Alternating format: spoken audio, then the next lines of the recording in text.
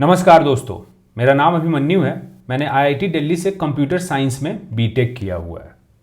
ये वीडियो बहुत ही इंपॉर्टेंट है क्योंकि इसमें हम लोग मेंस का क्वेश्चन को कैसे आंसर करते हैं इसका डेमो देखने वाले हैं। मैं एक क्वेश्चन लूँगा और फिर स्टेप बाय स्टेप आपको दिखाऊंगा रियल टाइम में कि कैसे सोचना है आंसर के बारे में और उसको कैसे ऑर्गेनाइज करना है अच्छे तरीके से, सो दैट कि एग्जामिनर को थोड़ा मज़ा आ जाए और थोड़ा नंबर ज़्यादा दे दे। ठीक, लेकिन स्टार्ट करने के पहले थोड़ा सा क्लैरिफिकेशन। देखो, BCW दो कोर्सेज को लॉन्च कर रही है, एक है निपुण और दूसरा है दक्ष।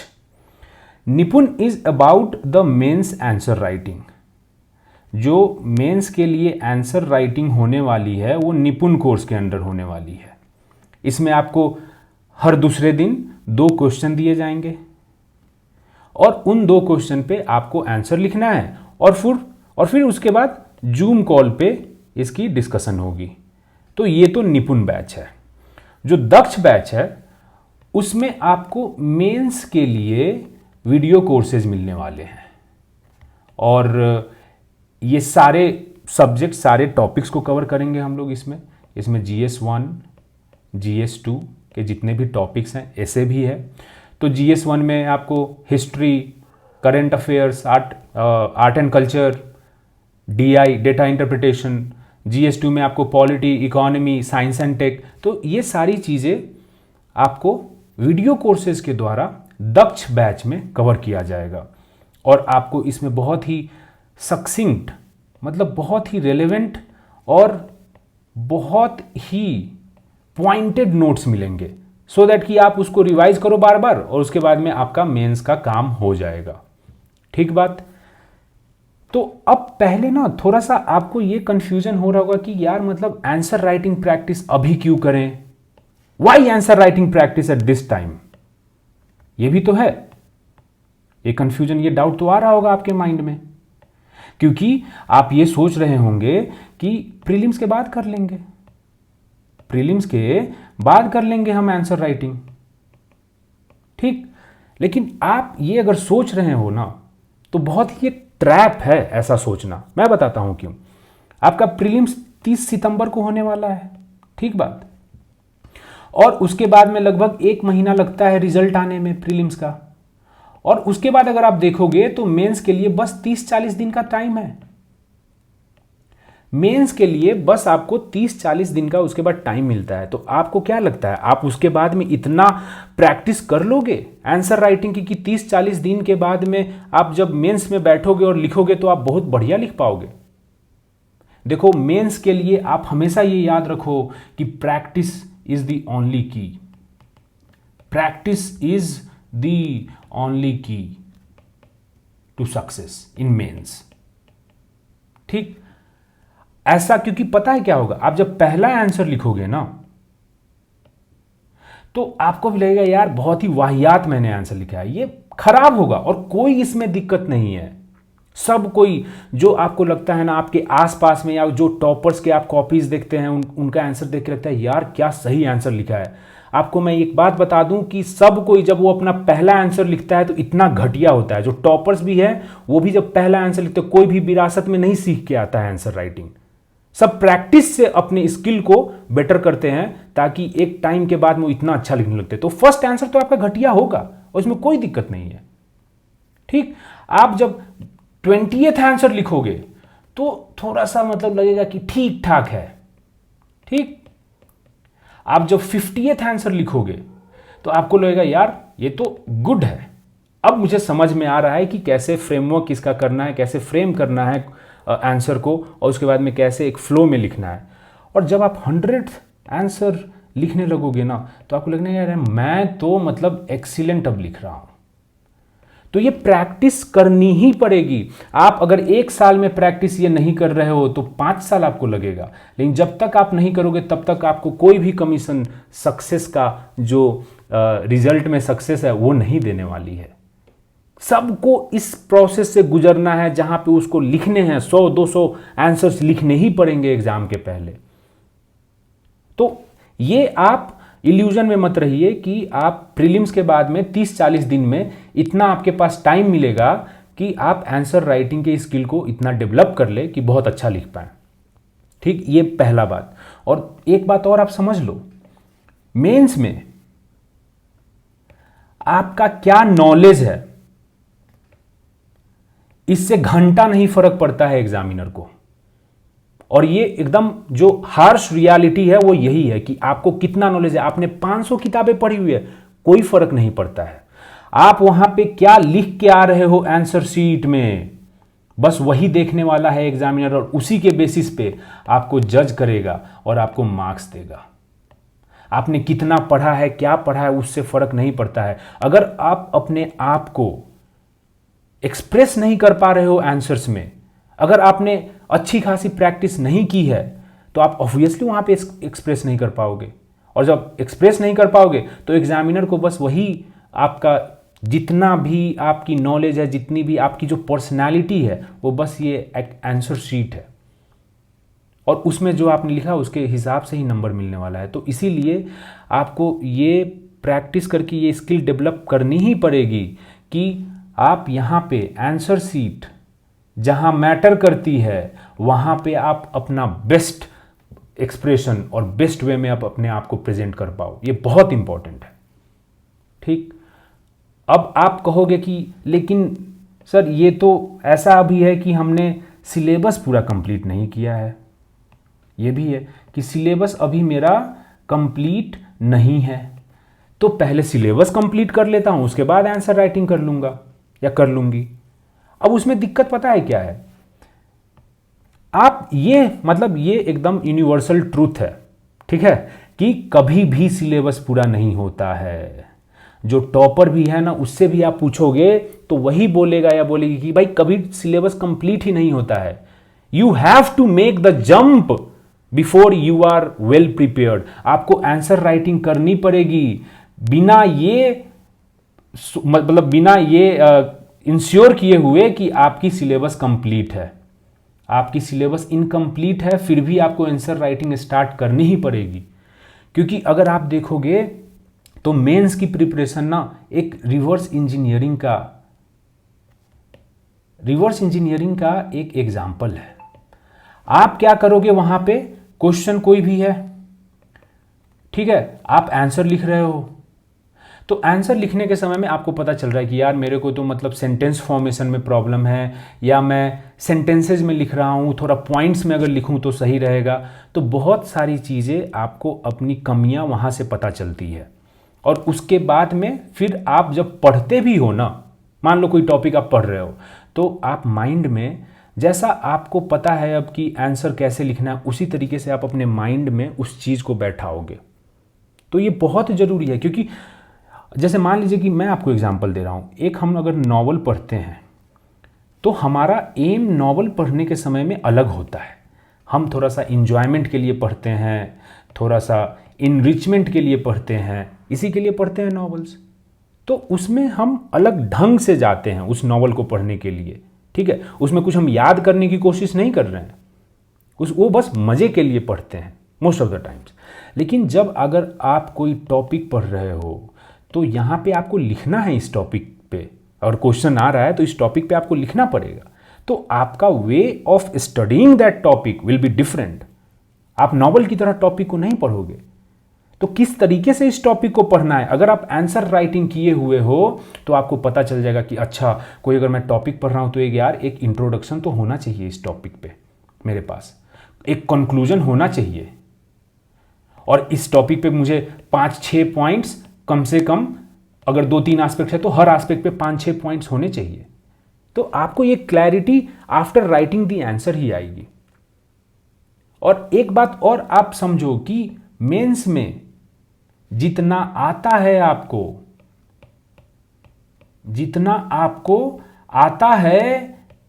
उससे ज्यादा आपको प्रेजेंट करना है कि हमको तो इससे भी ज्यादा है, मैं ही हूं, मैं ही सर्वज्ञानी हूं, उस टाइप से आपको प्रेजेंट करना है कि जितना आपको आता है। वहां पे बहुत बार ऐसा होगा, पता है क्या है, कि कोई क्वेश्चन ऐसा आ गया जिसके बारे में आपको ज़्यादा आइडिया नहीं है, बट वो टॉपिक पता है कि अच्छा इस टॉपिक से है, या जैसे मान लो साइंस एंड टेक, ठीक है, साइंस एंड टेक अगर मान लो आप ले लेते हो, तो उसमें मान लो कुछ ऐसा क्वेश्चन आ गया कि भाई ये मिशन के बारे में बताओ। मान लो कि आदित्य L1 मिशन के बारे में आपसे पूछ लिया। अब आपको बस ये पता है कि आदित्य L1 से हम लोग क्या करने वाले हैं कि सन के पास भेजने वाले हैं, अपना लैग्रांज पॉइंट पे अपना स्पेसक्राफ्ट जो भी है सैटेलाइट भेजने वाले हैं। इतना ही आपको पता है। अब वहां पे वो पूछा है 7-8 नंबर में कम से कम, ठीक है, तो आप इतना ही एक सेंटेंस लिख के नहीं आ सकते हो, तो आपको इसमें अब बात का बतंगर बनाना पड़ेगा, ठीक है। जितना आपको आता है उससे ज़्यादा आपको प्रेजेंट करना पड़ेगा। तो ये पता है, ये स्किल आप तब डेवलप कर लोगे जब आपकी आंसर राइटिंग की स्किल बहुत तगड़ी है। बात का बतंगर बना दोगे आप, बहुत सारा चीज़ जोड़ने लोगे। अच्छा, हम सन के पास भेजेंगे तो हमें पता चलेगा कि यूनिवर्स कैसे फॉर्म हुआ, फिर उसके बाद हमें पता चलेगा सन स्पॉट्स के बारे में। रैंडम चीज़ें जो आपको नॉलेज है सन से ना, उसको भी आप इसमें इंक्लूड कर दोगे, आपको नहीं भी कुछ पता है तो भी। तो इसीलिए आपको बोलोगे कि यार हमको इक्लिप्सेस के बारे में, टाइड्स के बारे में ज़्यादा पता लगने लगेगा। आप कुछ भी लेके आ जाओ, मतलब बस थोड़ा सा लिंक करना पड़ेगा कि अच्छा, Aditya L1 mission is about sending our satellite to the near the sun and इसके जो ऑब्जेक्टिव्स हैं तो ये हो सकते हैं। आपको लग रहा है कि शायद, और बीटिंग अराउंड द बुश करोगे और आपको नंबर आ जाएगा। लेकिन ये तभी आप कर पाओगे जब आपकी आंसर राइटिंग की स्किल अच्छी डेवलप्ड है। नहीं तो अगर आंसर राइटिंग आपको नहीं आता है ना, तो जो चीज़ आपको आता भी है उसको भी आप अच्छे से एक्सप्रेस नहीं कर पाओगे, जो आप जानते भी हैं उसको भी आप अच्छे से एक्सप्रेस नहीं कर पाओगे। बहुत इंपॉर्टेंट है। अगला पॉइंट थोड़ा सा मैं ये बताऊंगा कि देखो बीपीएससी में ना फिक्स्ड डोमेन से क्वेश्चन पूछते हैं, ठीक बात। इसमें ऐसा नहीं है कि 75 डोमेन्स हैं, अलग अलग कुछ भी पूछ लेंगे, ऐसा नहीं है। जो इनका सिलेबस है बहुत ही फिक्स्ड सा सिलेबस है और उसी फिक्स्ड सिलेबस से ये क्वेश्चन पूछते हैं।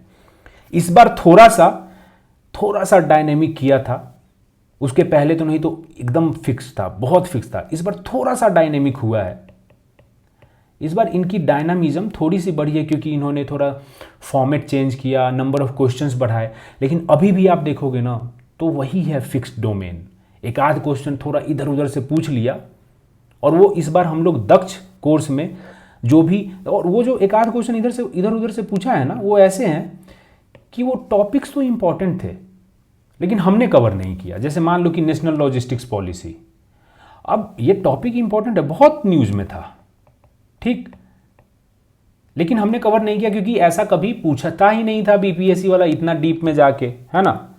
ये डीप वैसे नहीं है, ये करंट अफेयर्स में बहुत ही इंपॉर्टेंट और रेलेवेंट टॉपिक था, ठीक। या फिर इंटरनेट, इंट्रानेट, ये सब की चीज़ें पूछ लिया उसने, ठीक है। तो एक आध क्वेश्चन में थोड़ा सा डायनामिज्म उन्होंने बढ़ाया। तो हम लोग दक्ष कोर्स में यही करने वाले हैं कि जो भी डायनेमिक टॉपिक्स भी हैं, जो इंपॉर्टेंट है, उसको भी कवर कर लेंगे। ओवरलोड नहीं करेंगे, लेकिन अब थोड़ा सा क्योंकि इनके पास स्पेस ज़्यादा हो गया है बीपीएससी के पास, अब 20 क्वेश्चन पूछ रहे हैं ये। पहले 7-8 क्वेश्चन में ही खत्म हो जाती थी मेंस एक पेपर की। तो अब जब ज़्यादा क्वेश्चन पूछ रहे हैं तो अलग अलग टॉपिक्स पे पूछ सकते हैं। तो थोड़ा सा इंपॉर्टेंट कुछ और टॉपिक्स हैं रेलेवेंट, वो भी कवर कर लेंगे। तो दक्ष कोर्स भी बहुत इंपॉर्टेंट है। इससे आपको क्या होगा कि आप मेंस रेडी हो जाइएगा, ठीक है। और प्रीलिम्स के पहले आपको मेंस रेडी होना ही पड़ेगा। अगर प्रीलिम्स के बाद आप सोच रहे हैं कि मेंस का कर लेंगे तो बहुत ही आप एक इल्यूजन में हैं। प्रीलिम्स के बाद में 30-40 दिन का टाइम है यार, क्या क्या आप पढ़ोगे भी, सारे टॉपिक्स, आप आंसर राइटिंग भी करोगे, क्या क्या करोगे यार उसमें आप। तो थोड़ा सा उस समय के लिए थोड़ा चिल रखिए। और सिलेक्शन तो आपके मेंस के मार्क्स से ही होने वाला है। Prelims is just an elimination stage, यहां पे लोगों को स्क्रीन किया जाता है और हटाया जाता है। मेन तो मुद्दा यहां है, मेन तो कंपटीशन, मेन तो रैंक यहां से आएगी कि मेंस में आप कितने नंबर फोड़े हैं। और इसीलिए आंसर राइटिंग को डेवलप करने की ज़रूरत है, और इसीलिए आपको उस चीज़ के लिए अभी से ही काम करना पड़ेगा। और ये देखो, हर चीज़ एक हैबिट है। मतलब हम कहीं पे पढ़े थे और हम बिल्कुल ये मानते हैं कि love is a habit. In fact love itself is a habit. प्यार भी एक हैबिट ही है। आप किसी आदमी, किसी औरत के साथ में अगर किसी लड़की या लड़का, ये लोग जो भी हैं, आप थोड़े टाइम रह जाओ, थोड़े टाइम बाद हो जाती है, इट्स अ हैबिट। उसी तरीके से आंसर राइटिंग की स्किल्स है, वो भी हैबिट है। अगर आप डेली प्रैक्टिस कर रहे हो तो आपको हो जाएगा। अरिस्टोटल बोलते हैं कि एक्सीलेंस इज अ हैबिट। ऐसा नहीं है कि कोई नेचुरली एक्सीलेंट होता है, कुछ लोग होते हैं, बट टैलेंट विदाउट हार्डवर्क, जो एक्सीलेंट भी है ना, उनको भी हार्डवर्क करनी पड़ेगी। अभी रोनाल्डो का कुछ टाइम पहले ही मैं देख रहा था एक जगह, मतलब शॉर्ट्स में आते ही रहते हैं रोनाल्डो रोनाल्डो, तो उसने एक बात बोली, उससे पूछा किसी जर्नलिस्ट ने कि अरे यार अब अपने क्या मतलब सक्सेस का क्रेडिट क्या, मतलब आपको क्या लगता है कि आपके सक्सेस का कारण क्या है? तो बोला, वो बहुत अच्छा बात बोला कि talent without hard work is nothing. तो अगर टैलेंट भी है ना, लेकिन आप उस टैलेंट पे वर्क नहीं कर रहे हो तो वो कुछ नहीं, वो मतलब it will amount to nothing, उससे कुछ नहीं होना जाना फिर। ठीक है, तो इसीलिए आपको ये हैबिट डालनी है। 2 क्वेश्चन ही है निपुण कोर्स में, आपको बस 2 क्वेश्चन मिलेंगे। उस 2 क्वेश्चन का आपको आंसर लिखना है पूरे दिन भर में, 2 दिन में आपको 2 क्वेश्चन का आंसर लिखना है। ठीक है, तो इसलिए ये इंपॉर्टेंट है। अभी का जो टाइम है, मैं ये बोलूंगा विथ माई एक्सपीरियंस कि देखिए, पीटी आपका होने वाला है 30 सितंबर को। मान लीजिए कि अभी आप 8 घंटे पढ़ रहे हैं, तो 8 घंटे में मेरे हिसाब से अभी 1.5-2 महीने आपको 50% प्रीलिम्स के लिए देना चाहिए और 50% मेंस के लिए देना चाहिए। जब अगस्त आएगा तो अगस्त में आप पूरा फुल्ली फिर प्रीलिम्स पे शिफ्ट हो जाइएगा, 2 महीना रहेगा। अभी भी आप प्रीलिम्स पे 50% तो पढ़ ही रहे हैं ना टाइम, 4 घंटे। लेकिन 4 घंटे अगर आप मेंस पे लगा रहे हैं ना, तो 2 महीने में मेंस आपका इतना तगड़ा हो जाएगा कि मजा आ जाएगा। और निपुण और दक्ष दोनों बैच इतना मतलब कॉम्प्लीमेंट्री एंड सप्लीमेंट्री है,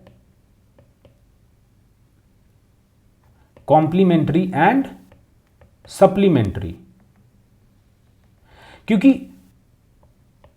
एक में निपुण बैच में आपको क्या कराने वाले हैं, आंसर राइटिंग, क्योंकि एक्सप्रेस फाइनली आप ही को करना है, कोई और आपके जगह जाके थोड़े एग्जाम देगा। आपको अपने हैंडराइटिंग में, आपको अपने आइडियाज उस समय कैसे आप ऑर्गेनाइज्ड वे में लिख रहे हैं, तो आपको ही करना है। तो ये प्रैक्टिस निपुण बैच से आपकी हो जाएगी कि आपको कैसे ऑर्गेनाइज करना है अपने थॉट्स, कैसे आंसर्स को लिखना है, प्रैक्टिस हो जाएगी।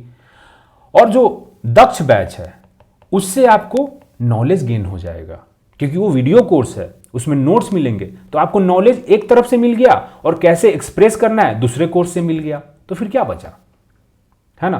तो इसीलिए मेरी यही आपको राय होगी कि आंसर राइटिंग को बिल्कुल ढीला मत छोड़िए, नहीं तो ये 5 वर्षीय 10 वर्षीय योजना हो जाती है इसी में।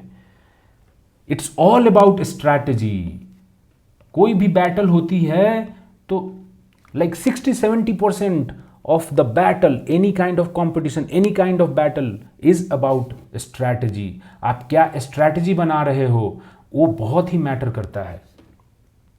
तो अभी बहुत ही एक गोल्डन आपके पास टाइम है ये, क्योंकि अभी प्रीलिम्स, आज देखिए आज है आपका जून 19 जून है आज, आपका सितंबर में 30 तारीख को प्रीलिम्स का एग्ज़ाम होने वाला है।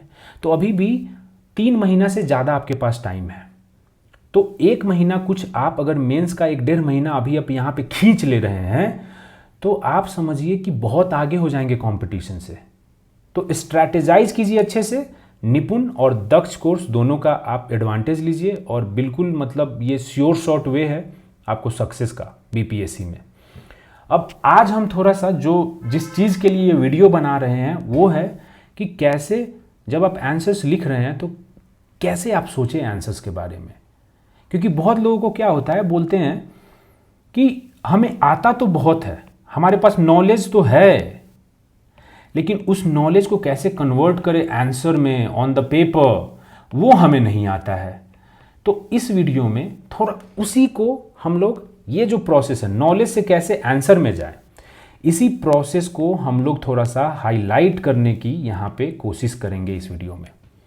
ठीक, तो जो पहला दिन है निपुण का, जो पहला दिन को 3 क्वेश्चंस आपको मिले हैं उसमें, और मिलेंगे अगर अभी नहीं मिले हैं तो वो जो तीनों क्वेश्चन है मैं यहाँ पे आपके लिए रख दे रहा हूँ। ये 3 क्वेश्चन है। ठीक, एक है आपका कॉन्स्टिट्यूशनल रिफॉर्म्स ऑफ 1909 जो मॉर्ली मिंटो रिफॉर्म्स थी। दूसरा क्वेश्चन है आपका कि महात्मा गांधी के बारे में पूछा गया है कि Mahatma Gandhi had wider objectives and had many goals for India apart from achieving independence. Comment, how far has India been able to realise this objectives. मतलब महात्मा गांधी का एक एम तो ये था ही कि इंडिया को इंडिपेंडेंस दिलानी है, लेकिन क्या इतना ही था एम उनका? नहीं, उनके और भी गोल्स थे, और भी ऑब्जेक्टिव्स थे, वाइडर ऑब्जेक्टिव्स, बहुत सारे और गोल्स थे। तो उनके बारे में आपको कमेंट करना है।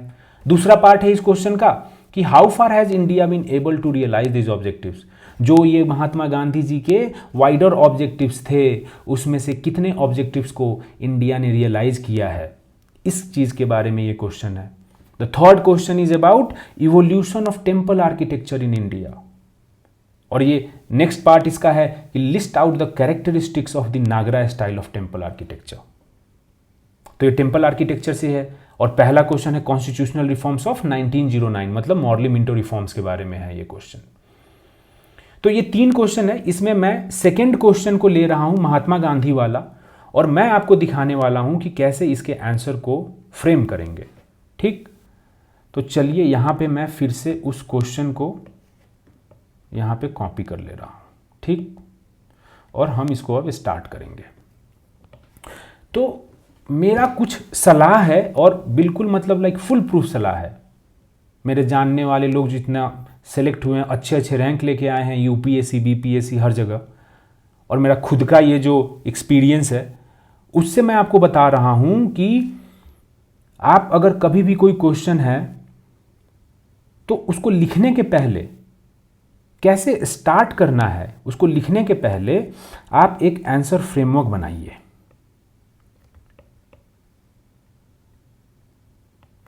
और ये काम आपको, जैसे मान लो क्वेश्चन पेपर है तो उसमें क्वेश्चंस दिए हुए हैं उन्होंने, तो वहीं पे अगर ये मान लो क्वेश्चन है, इसके बाद यहाँ पे है क्वेश्चन, तो आंसर फ्रेमवर्क AF करके आप क्वेश्चन पेपर में ही अपने बनाने हैं आपको। ठीक, तो आपको एक आंसर फ्रेमवर्क बनाना है। देखो, एक तो जनरल ये बात तो सबको पता होगी, ये तो अब मतलब यूनिवर्सली नोन है मुझे लगता है एस्पिरेंट्स में, कि कोई भी आंसर का एक इंट्रोडक्शन होगा, एक बॉडी होगा और एक कंक्लूजन होगा, जिसको हम लोग IBC फॉर्मेट कहते हैं। IBC तो ये तो है ही, ये तो जनरल एक टेम्पलेट है ही क्वेश्चन के, कोई भी क्वेश्चन को आंसर करने का।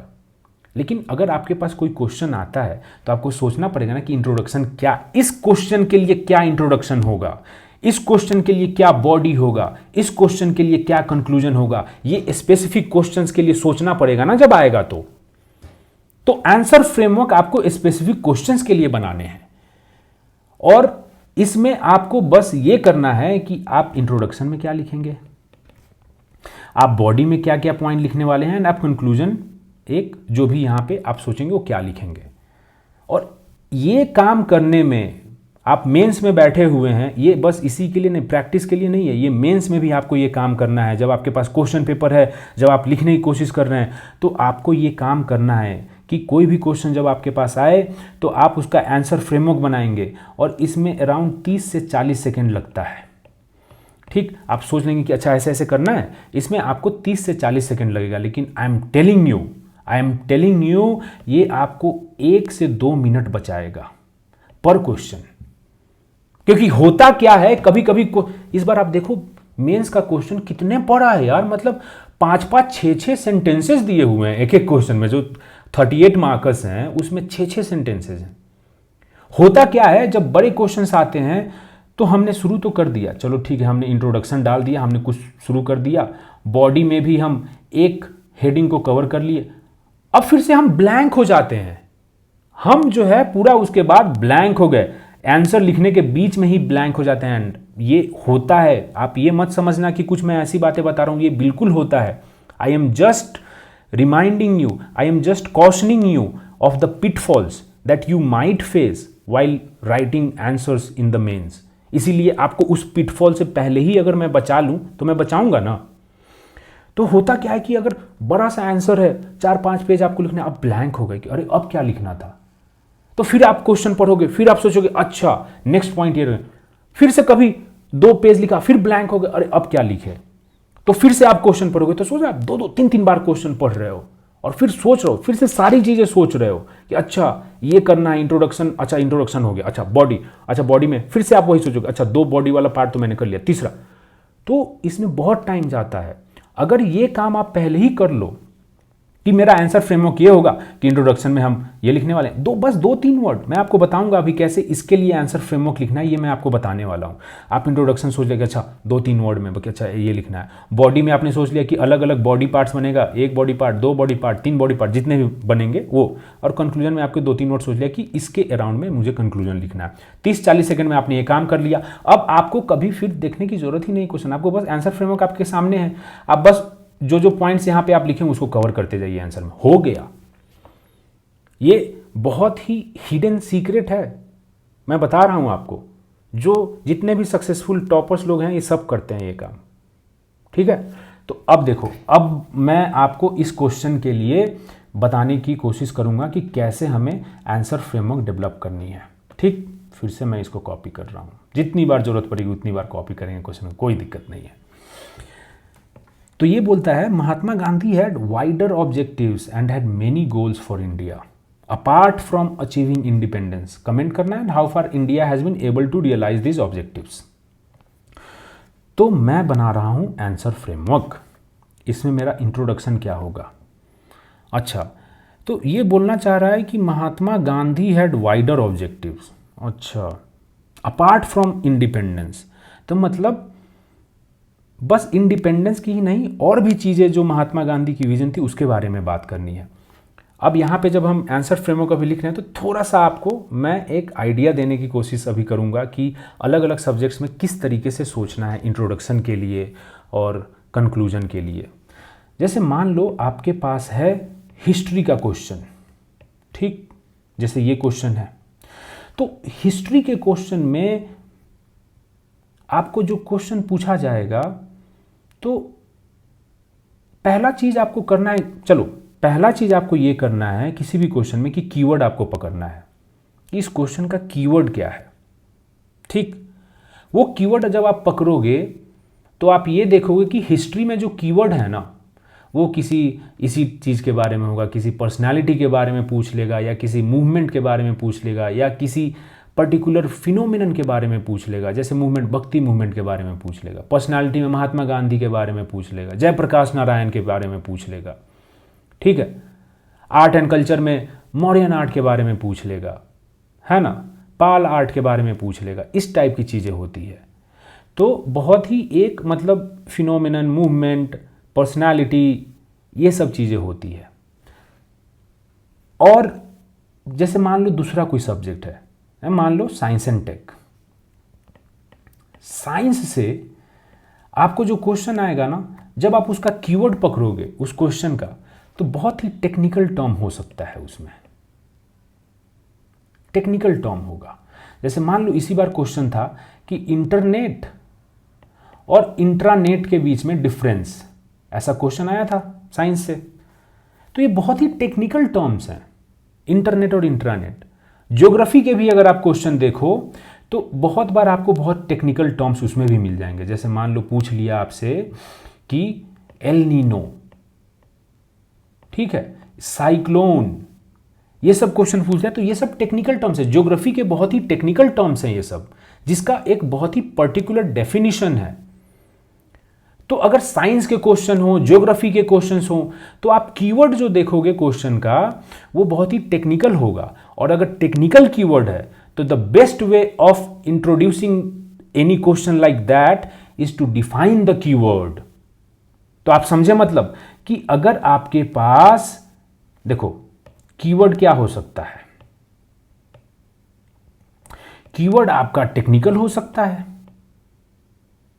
जो क्वेश्चन का जिस कीवर्ड, मतलब कीवर्ड का मतलब आप समझ रहे ना कि जिस वर्ड या जिस फ्रेज के अराउंड में वो क्वेश्चन पूरा फॉर्मुलेट किया गया है, जिस क्वेश्चन को बनाया गया है, जिस वर्ड और जिस फ्रेज के अराउंड में, जो एकदम सेंट्रल मोस्ट पॉइंट है उस क्वेश्चन का, उसी को कीवर्ड बोलते हैं। और अगर कीवर्ड टेक्निकल है तो आप उसको चुपचाप डिफाइन कर दीजिए, ठीक। और ये टेक्निकल कीवर्ड्स आपको किस में मिलेगा? जनरली आपको साइंस एंड टेक में मिल जाएगा, जनरली आपको ज्योग्राफी में मिल जाएगा, ठीक बात।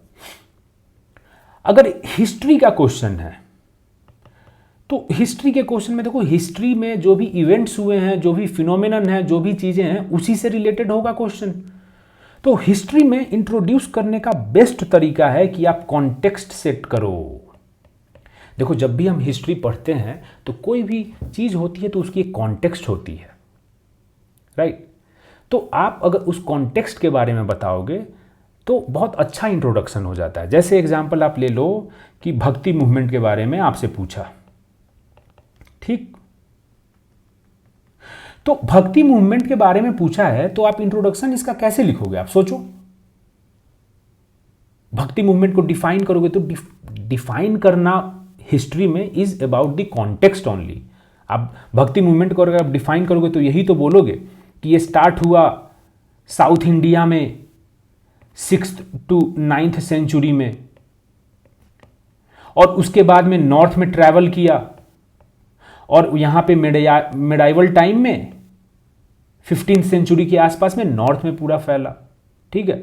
और उस तो ये कॉन्टेक्स्ट ही तो सेट कर रहे हो कि भक्ति मूवमेंट की कॉन्टेक्स्ट क्या है, राइट, कि कैसे वो स्टार्ट हुई, जो भी, तो ये कॉन्टेक्स्ट है। तो हिस्ट्री में हमेशा कॉन्टेक्स्ट सेट करने की सोचो इंट्रोडक्शन में। अगर मान लो आपको उसी तरीके से आईआर भी है, आईआर में भी आपको इसी तरीके से, जैसे मान लो कि रसिया यूक्रेन वॉर आपसे पूछ लिया, ठीक।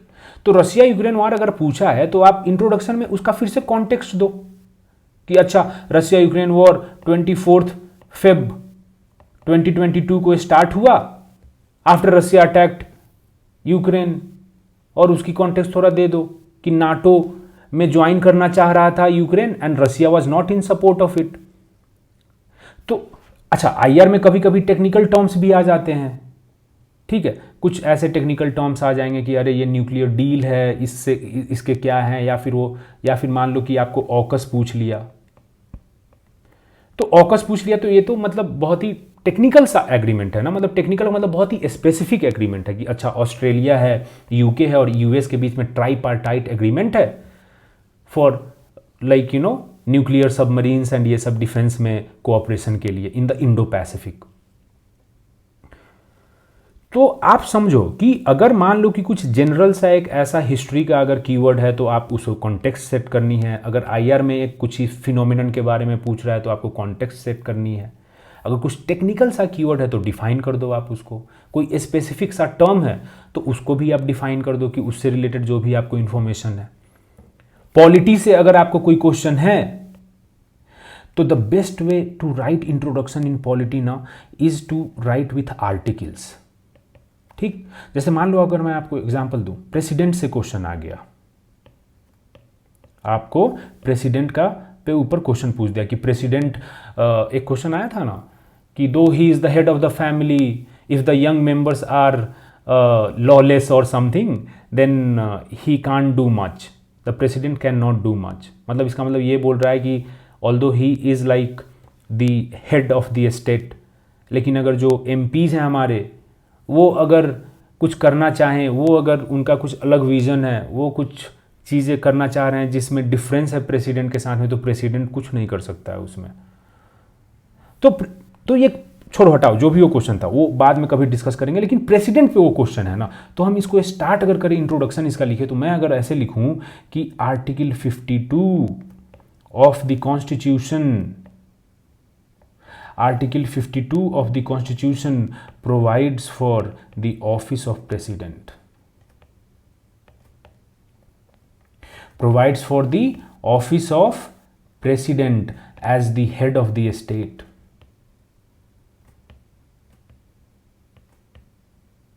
ठीक, तो अगर मैं ऐसे लिख रहा हूं ना, तो आप समझ लो कि देखो, आप कुछ चीजें सिग्नल करना चाहते हो एग्जामिनर को। मैंने इसमें सिग्नल कर दिया एग्जामिनर को कि एग्जामिनर भैया हमको आर्टिकल 52 पता है कि प्रेसिडेंट से रिलेटेड है, मैंने एक फैक्ट डाल दिया ना यहाँ पे। तो ये फैक्ट जब डाल दिया तो उसके अंदर अच्छा ये लड़का पढ़ा लिखा है, मतलब पढ़ लिख के आया, रट रटा के आया है, तो हमें वो थोड़ा पॉजिटिवली इंक्लाइंड हो जाएगा मेरे आंसर को देख के। तो पॉलिटी का अगर कोई क्वेश्चन है, गवर्नर का अगर कोई क्वेश्चन है, तो फिर से वही आर्टिकल से आपको स्टार्ट करना है। ठीक, तो ये चीज़ें आपको थोड़ा पता रहना चाहिए। अच्छा, हिस्ट्री, अभी यहाँ पे हम जो क्वेश्चन है गांधी बाबा वाला वो हिस्ट्री का है, तो हिस्ट्री का थोड़ा कंक्लूजन का बात कर लेते हैं कि अगर मान लो हिस्ट्री में मुझे कंक्लूजन लिखना है तो आपको पहले ना थोड़ा सा क्लैरिटी होना चाहिए कि हम लोग हिस्ट्री पढ़ते क्यों हैं। बस ये जानने के लिए कि क्या हुआ है वो सफिशिएंट नहीं है। बस ये जानने के लिए कि पास्ट में क्या हुआ, इसके लिए बस हम हिस्ट्री पढ़े, इसका और कोई गोल नहीं है, तो ये सफिशिएंट रीजन नहीं है हिस्ट्री पढ़ने का। यार जान, ठीक है नॉलेज बढ़ रहा है, तो नॉलेज तो और भी बहुत सारी चीजें, तो हिस्ट्री को इतना इंपॉर्टेंस क्यों दे रहे हैं हम लोग? वो इसलिए दे रहे हैं क्योंकि ये हमारे पास्ट के बारे में है। तो जब हम पास्ट के बारे में पढ़ते हैं तो हमारी एक आइडेंटिटी आती है उससे। एक तो ये रीजन है, और दूसरा रीजन जो कि हमारे लिए ज़्यादा इंपॉर्टेंट है as far as mains is concerned, वो ये है कि इससे हम ये हिस्ट्री में पढ़ के, हिस्ट्री को पढ़ के हम प्रेजेंट के लिए लेसन्स लेते हैं हिस्ट्री से, कि पीछे जो सही काम किया था उसको फिर से किया जाए, और पीछे जो गलत काम कभी हुआ हिस्ट्री में उसको फिर से दोहराया नहीं जाए। ठीक है, क्योंकि अगर जो गलतियां हमने पहले की अगर फिर से हम दोहराएं तो मतलब इसका मतलब हमने हिस्ट्री से सीखा नहीं। तो कार्ल मार्क्स की बहुत ही एक फेमस सा कोट है कि history repeats itself, history repeats itself first as tragedy then as farce. Farce का मतलब कि एकदम मतलब कॉमेडी टाइप का हो गया, मतलब कैरिकेचर हो गया, मतलब रिडिकुलस टाइप का नहीं होता है कि कोई यहाँ देखिएगा कि कार्टून वोटून बनाता है किसी पॉलिटिशियन है सबका, तो कैसे लगे एकदम उसका कॉमेडी टाइप का शकल बना देगा, चीज़ें कर देगा। तो कार्ल मार्क्स बोलते हैं कि history repeats itself, history repeat करती है। पहली बार वो रिपीट जब होती है तो ट्रेजेडी, पहली बार जब वो होती है तो ट्रेजेडी, और दूसरी बार जब हो तो वो फार्स हो जाती है, क्योंकि आपने सीखा नहीं ना। पहली बार जब वो घटना घटी तो उससे सीख के अगर आप कुछ लेसन लेके आगे में उस चीज़ को ना करें, या अगर अच्छी चीज़ है तो उसको आप फिर से कंटिन्यू करें। अगर आपने वो काम नहीं किया तो पहली बार तो ट्रेजेडी लगेगी, लेकिन दूसरी बार फार्स हो जाएगी वो। तो मतलब कैसा घनचक्कर आदमी है, कैसा घनचक्कर सोसाइटी है, कैसा घनचक्कर सिविलाइजेशन है कि सीख ही नहीं रहा है कुछ इतिहास से। तो हिस्ट्री हम पढ़ते हैं इसलिए ताकि हम अपने प्रेजेंट को, अपने वर्तमान को बढ़िया कर सके हिस्ट्री से लेसन्स लेके। तो कंक्लूजन हमारा क्या होना चाहिए हिस्ट्री का, इसी से आता है। अगर हम प्रेजेंट को अच्छा करना चाह रहे हैं तो हिस्ट्री का अगर मैं कंक्लूजन लिखूं तो वे फॉरवर्ड, वो फॉरवर्ड लुकिंग होना चाहिए, फॉरवर्ड लुकिंग होना चाहिए। मतलब उसको लिंक करो आप बाद के इवेंट्स से, उसको लिंक करो कि ये कैसे अभी के लिए इंपॉर्टेंट है, या अगर उस समय कोई, जैसे मान लो कि 1857 की रिवोल्ट होती है, तो उसका अगर आप कंक्लूजन लिख रहे हो ना, it was a failed revolt, we all know that कि इट फेल्ड बैडली। हमारे बहुत ही योद्धा वीर कुंवर सिंह, रानी लक्ष्मीबाई, नाना साहेब, तांत्या टोपे, कितने बड़े बड़े लोगों ने इसमें पार्टिसिपेट किया, still it failed. But conclusion में आप ये लिखोगे क्या कि फेल हो गया? नहीं, कंक्लूजन में ये लिखोगे कि जो बाद के जनरेशन के लोग थे, जो बाद के मूवमेंट्स थे, स्वदेशी मूवमेंट, नॉन कोऑपरेशन मूवमेंट, ये सबको इंस्पायर किया। तो इसका कंक्लूजन ये होगा कि it inspired the future struggle for Indian independence,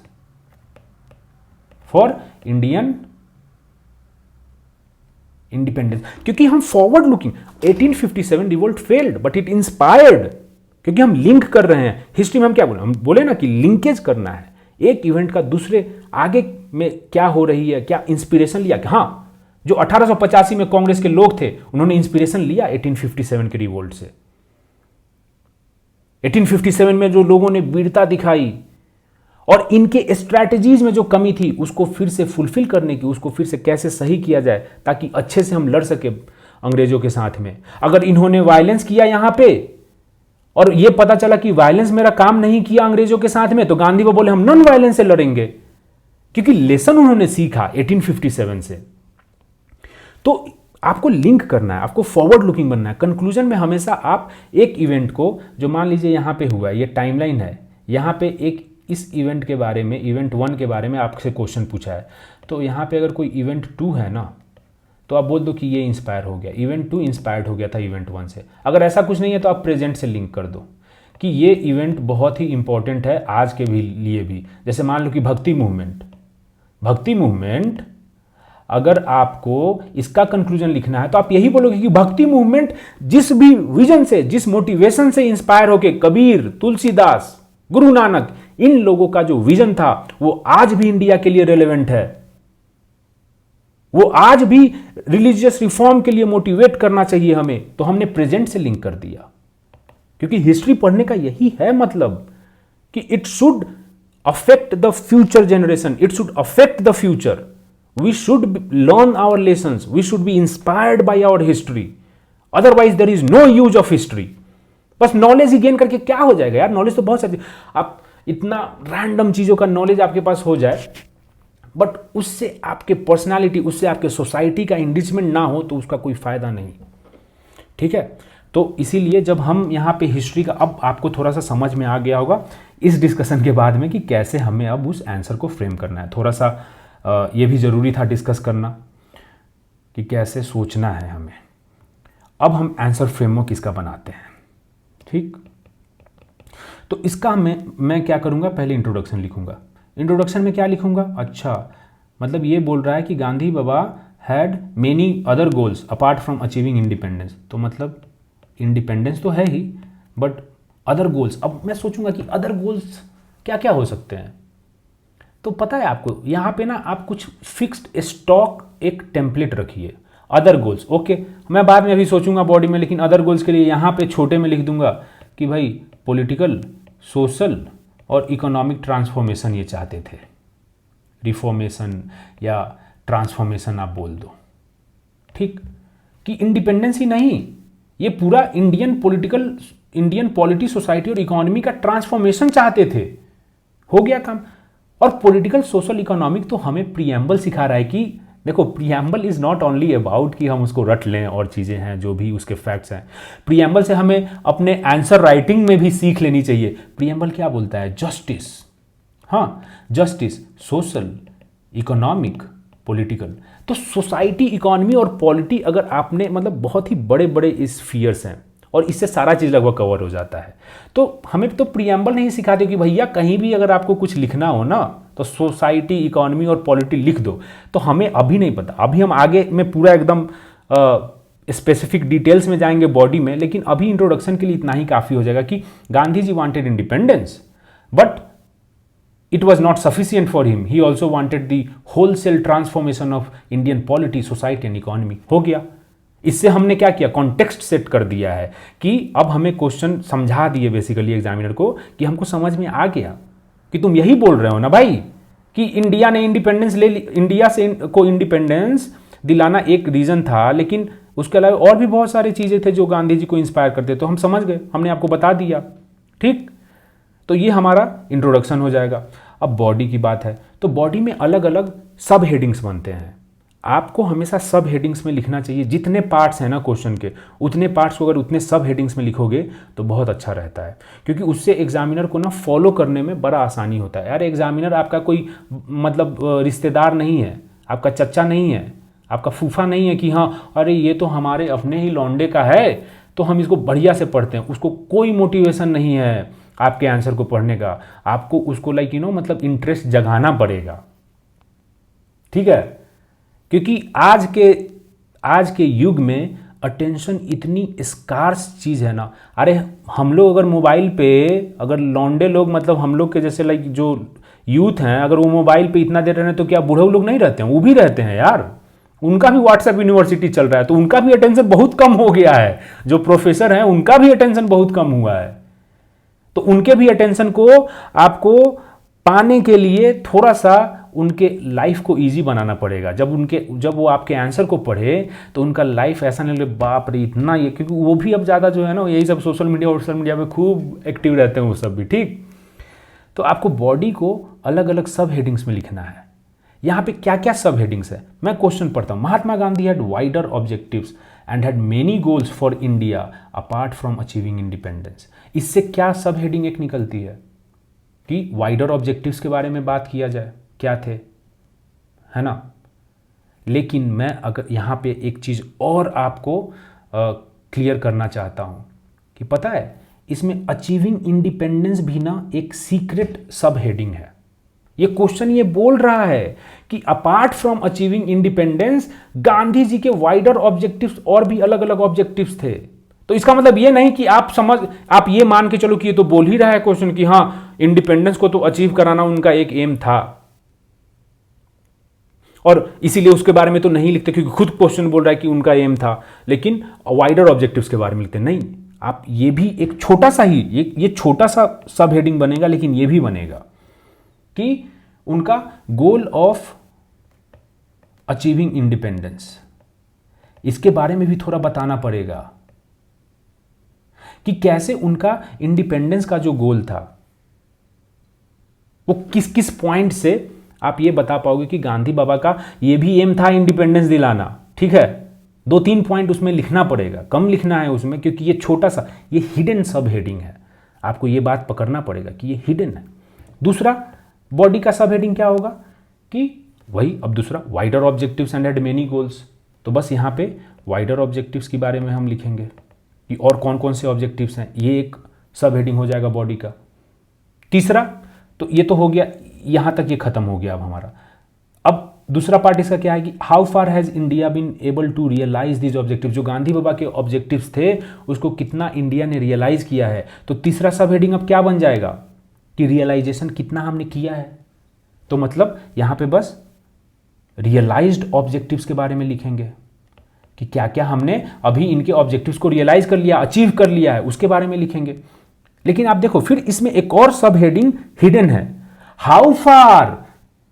ये बस ये नहीं बोल रहा है क्वेश्चन कि discuss the ways in which India has achieved those objectives of Gandhi ji, discuss the ways, ऐसा नहीं पूछा। हाउ फार मतलब पूरा कर लिया है क्या इनके ऑब्जेक्टिव्स को रियलाइज, नहीं ना।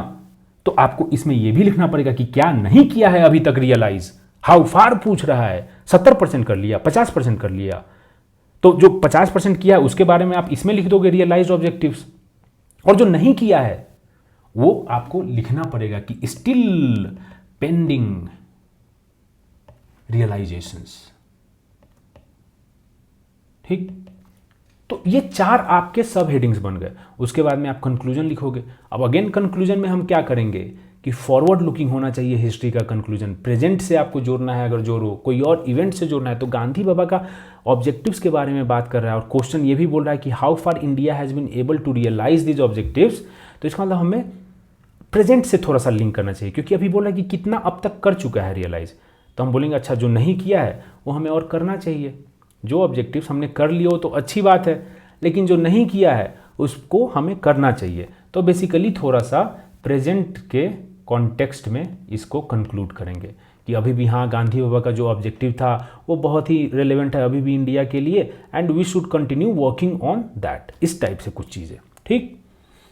तो ये हमारा, अब देखो अब मैंने आपको अभी बताने के लिए थोड़ा सा बड़ा लिख दिया, लेकिन आपको जब एग्ज़ाम में बैठ के और इसका आंसर फ्रेमवर्क जब बनाओगे तो इतना बड़ा लिखने का ज़रूरत नहीं है। आप बस ऐसे लिखोगे आंसर फ्रेमवर्क, इंट्रोडक्शन, गांधी क्या बोले कि इंडिपेंडेंस तो चाहिए लेकिन पॉलिटिकल, सोशल, इकोनॉमिक ट्रांसफॉर्मेशन भी हमको चाहिए, ऐसे। फिर उसके बाद में बॉडी में, पहला बॉडी में क्या है, achieving independence, okay, achieving independence. दूसरा पार्ट क्या है, वाइडर ऑब्जेक्टिव्स, तीसरा क्या है, रियलाइज्ड। इतना ही से आपको समझ में आ जाएगा, है ना, रियलाइज्ड ऑब्जेक्टिव्स। और चौथा क्या है, पेंडिंग क्या है, और लास्ट में कंक्लूजन। तो आपको ना बस इतना ही लिखना है। क्वेश्चन पेपर में आप जब मेंस में बैठे हुए तो इतना ही आप लिख दोगे ना, तो उसके बाद में आपको कुछ अब देखने की जरूरत नहीं, आप बस लिखते चले जाओगे 5 पेज, अरे 15 पेज लिखवा लो यार उसके बाद में, क्योंकि हमको पता है कि ऐसे हमको फ्लो कराना है हमारा आंसर। एक बार हमने सोच लिया, 30-40 सेकंड लगा, लेकिन एक बार जब हमने सोच लिया तो अब हमें देखने की जरूरत नहीं है, फिर से क्वेश्चन को पढ़ने की जरूरत नहीं है। ठीक, तो हम स्टार्ट करते हैं इंट्रोडक्शन से। ठीक, तो इंट्रोडक्शन हमारा, हमने क्या सोचा कि गांधी बाबा का इंडिपेंडेंस एम तो था, लेकिन उसके अलावा और भी चीज़ें एम थी। तो देखो, अब इसी बात को ना थोड़ा अच्छे तरीके से कहते, थोड़ा घुमा फिरा के कहते तो अच्छा होता, वो जो गाना है, तो आपको थोड़ा सा बढ़िया तरीके से बोलना है। It's all about the play of words in mains, it is all about the play of words. Okay, so you have to ensure that you are writing it in an appealing way. तो अगर लिखूंगा इसको introduction, तो मैं बोलूँगा कि the contribution of Mahatma Gandhi in Indian independence is so crucial that the period from 1920 to 47 is called the Gandhian era। ठीक, तो ये तो हमने बता दिया इससे कि हाँ इनका कंट्रीब्यूशन तो बहुत तगड़ा है, तभी तो हम गांधीयन एरा बोलते हैं। अब हमें दूसरा पार्ट कवर करना है, लेकिन बस इतना ही पे नहीं था, वो भी अभी हम इंट्रोडक्शन में थोड़ा दिखा देते हैं, एग्जामिनर को बता देंगे, हम समझ गए भाई। ठीक है, ज़्यादा आप हमको जो है ऐसे जज नहीं कीजिए, हम समझ गए। तो लेकिन इसके बाद लिखोगे क्या, हाउएवर। अब ये थोड़ा सा ना कुछ कनेक्टिंग वर्ड्स ऐसे होते हैं, हाउएवर, बस ये सब थोड़ा सा ना आप धीरे धीरे सीख लोगे, ये सब प्रैक्टिस से आती है कि कौन से connecting word, still, nevertheless, however, but, ये सब जो चीज़ें हैं आपको कनेक्टिंग जो कीवर्ड्स हैं वो लिखने से आती है। However,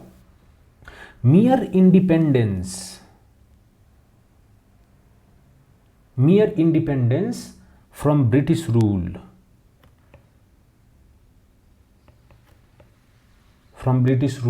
was not sufficient for Gandhi ji।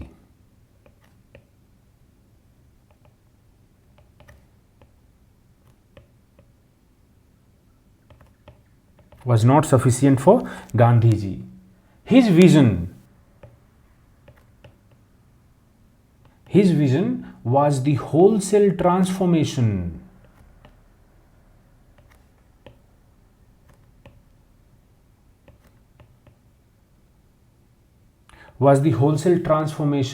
of Indian polity, society, economy। Indian polity, society and economy। तो ये आपका इंट्रोडक्शन हो गया कि contribution of Mahatma Gandhi in Indian independence is so crucial कि हमने 1920 से 1947 के टाइम को गांधीयन एरा बोल दिया यार। एक आदमी के नाम पे हमने एक पूरा एरा डिफाइन कर दिया। However, mere independence from British rule, बस independence from British rule was not sufficient. Necessary था बट सफिशिएंट नहीं था गांधी जी के लिए। उनका विजन जो था, his vision was the wholesale, मतलब पूरा का पूरा transformation of Indian polity, society and economy. तो इससे हमने क्या किया, कॉन्टेक्स्ट सेट कर दिया है। अब हम बॉडी पार्ट में बढ़ते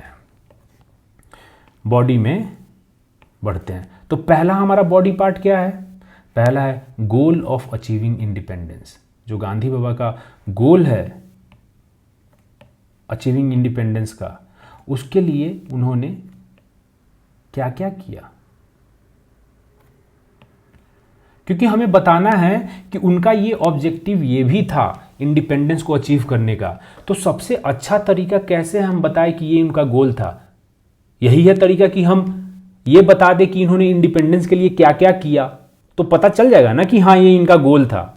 अगर मान लो कि मेरा गोल ही नहीं, अगर आपका गोल ही नहीं है बीपीएससी निकालना, तो आप उसका एग्जाम दोगे, आप उसके लिए पढ़ोगे नहीं ना। तो अगर गांधी बाबा का गोल है इंडिपेंडेंस, तो इंडिपेंडेंस के लिए कुछ किया होगा, तो वही बस हमें यहाँ दिखा देना है कि हाँ इन्होंने ये किया है। अच्छा एक चीज़ और आप ध्यान दो, जब भी आप बॉडी पार्ट लिखो ना, सब हेडिंग बनाओ जब उसका, तो हमेशा क्वेश्चन से आप कीवर्ड्स ले लो, क्योंकि उससे क्या होता है ना, एग्जामिनर को फॉलो करने में बड़ा आसानी होता है। देखो यहाँ पे क्या लिखा हुआ है, अचीविंग इंडिपेंडेंस, गोल्स, वही में हमने लिखा है ना यहाँ पे, गोल ऑफ अचीविंग इंडिपेंडेंस। हम कुछ और एक्स्ट्रा वर्ड नहीं लेके आएंगे, क्योंकि उससे उसको समझ में आ जाएगा, क्योंकि वो क्वेश्चन पढ़ा हुआ है एग्जामिनर, और वो क्वेश्चन के वर्ड्स अगर देखेगा ना आपके बॉडी के सब हेडिंग्स में, अच्छा अच्छा अच्छा ये वाला पार्ट कवर कर रहा है, तो उसको बहुत ही आसानी हो जाएगी आपको फॉलो करने में। ठीक, तो गोल ऑफ अचीविंग इंडिपेंडेंस, इसमें क्या क्या किया, देखो नेशनल मूवमेंट को ट्रांसफॉर्म कर दिया गांधी बाबा ने मास मूवमेंट से, मास मूवमेंट में national movement transformed into mass movement under Gandhi ji. देखो गांधी बाबा के पहले जो भी मूवमेंट्स हुई, या तो आप मान लो स्वदेशी, या फिर होम रूल मूवमेंट, या फिर उसके पहले जो 1857 का रिवोल्ट भी था, वो उसको नेशनल रिवोल्ट थोड़ा सा नेशनल मूवमेंट नहीं मानते हैं, बट जनरली उसके बाद की ये सब, इसमें थोड़ा सा मतलब स्कॉलर्स और हिस्टोरियंस में डिबेट है कि वो नेशनल मूवमेंट था कि नहीं, तो इसको हटा देते हैं। बट स्वदेशी हो गया, होम रूल हो गया, तो ये सब जो मूवमेंट थी वो नेशनल मूवमेंट तो थी, क्योंकि स्वदेशी मूवमेंट का ये एम था कि हमारे देश को आज़ादी मिले, लेकिन वो मास मूवमेंट नहीं थी, उसमें पूरे लोगों का इन्वॉल्वमेंट नहीं था, उसमें बस कुछ तबके, कुछ लोग ही इन्वॉल्व थे, कुछ क्लासेज ऑफ पीपल इन्वॉल्व थे। गांधी जी के आने पे क्या होता है कि हमारा जो नेशनल मूवमेंट है वो मास मूवमेंट में कन्वर्ट हो जाता है, क्योंकि गांधी जी के आने के बाद में पूरा मास, अरे किसान, गांव का आदमी, शहर का आदमी, औरतें, सब कोई, स्टूडेंट्स, सब कोई इसमें इन्वॉल्व हो रहा है। लॉयर्स, जितने भी, राजेंद्र प्रसाद लॉयर थे, स्टूडेंट, जयप्रकाश नारायण उस समय स्टूडेंट थे, ठीक है, तो सब कोई उसमें इन्वॉल्व हो रहा है, क्योंकि नेशनल मूवमेंट को गांधी बाबा ने मास मूवमेंट बना दिया है। तो ये एक इंपॉर्टेंट है पॉइंट, ये मेंशन करना चाहिए। दूसरा अगर आप देखोगे तो इसमें बस आप कुछ कुछ मूवमेंट्स उनके मेंशन कर दो, जिससे ये पता चल जाएगा कि हाँ इन्होंने तो यार इंडिपेंडेंस के लिए ये सारे मूवमेंट ये किए, इसीलिए इनका गोल एक इंडिपेंडेंस को अचीव करना भी था। जैसे मान लो नॉन कोऑपरेशन मूवमेंट, जो 1920 से 1922 तक चली, ठीक। फिर उसके बाद में आप मेंशन कर दो salt satyagraha and civil disobedience movement.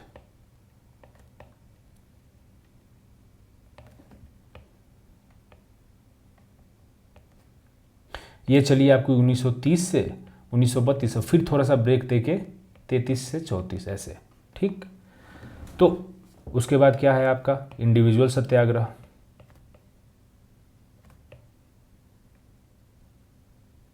ये आपको 1940 में ही एक आध महीना के लिए चली थी। और उसके बाद में आपका लास्ट है क्विट इंडिया मूवमेंट।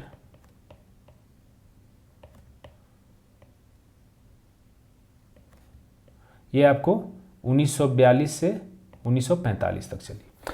तो इसमें हमने क्या किया कि ये बता दिया कि गांधी बाबा ने क्या क्या मूवमेंट किए, क्या क्या सत्याग्रह, क्या क्या उन्होंने पॉलिटिकल मूवमेंट्स किए आज़ादी के लिए, अंग्रेज़ों से आज़ादी के लिए। तो इससे हमने ये दिखा दिया कि गांधी बाबा का एक तो गोल था इंडिपेंडेंस को लेके आना, ठीक।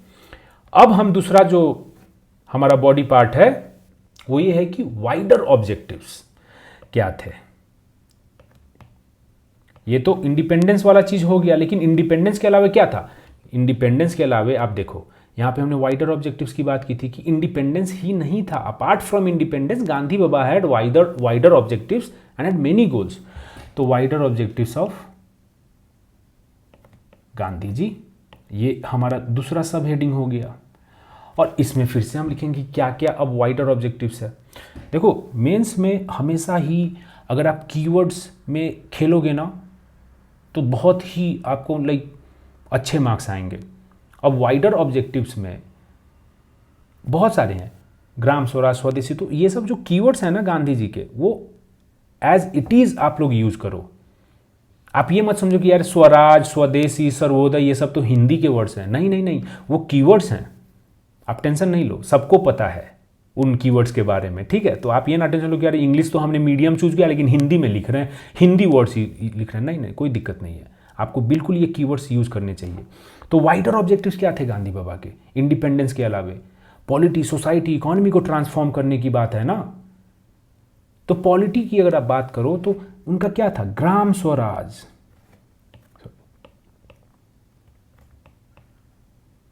ग्राम स्वराज की बात करते हैं वो। ग्राम स्वराज का मतलब क्या हुआ कि पावर का डिसेंट्रलाइजेशन होना चाहिए। देखो ये जो है ये कीवर्ड है, अब हमें थोड़ा सा एक्सप्लेन करना पड़ेगा।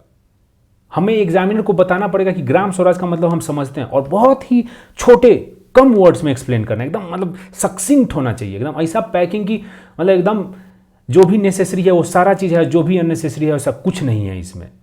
ग्राम स्वराज का मतलब आप खुद सोचो ना, ग्राम स्वराज मतलब गाँव का स्वराज है ये, मतलब क्या है? पावर डिसेंट्रलाइज होना चाहिए। यही तो हम लोग पढ़ते हैं ग्राम स्वराज में, जो पंचायती राज की जो बात है वो ग्राम स्वराज का ही एक एस्पेक्ट है। तो डिसेंट्रलाइजेशन ऑफ पावर ही तो है वो, और क्या है? और ग्राम की बात है, मतलब रीजनरेशन ऑफ विलेजेस भी है, रीजनरेशन ऑफ विलेजेस भी है, गांवों का पुनः उत्थान, वही तो है ग्राम स्वराज। गांधी बाबा बोलते थे कि India lives in its villages, Bharat अपने गांव में रहता है। तो जब तक गांव का विकास नहीं होगा, जब तक गांव का उत्थान नहीं होगा, तब तक हम इंडिया के डेवलपमेंट की सोच भी नहीं सकते हैं। आज के भी डेट में 67% लोग गांव में रहते हैं। तो जब 67% का विकास नहीं होगा तो कैसे इंडिया का विकास हो जाएगा?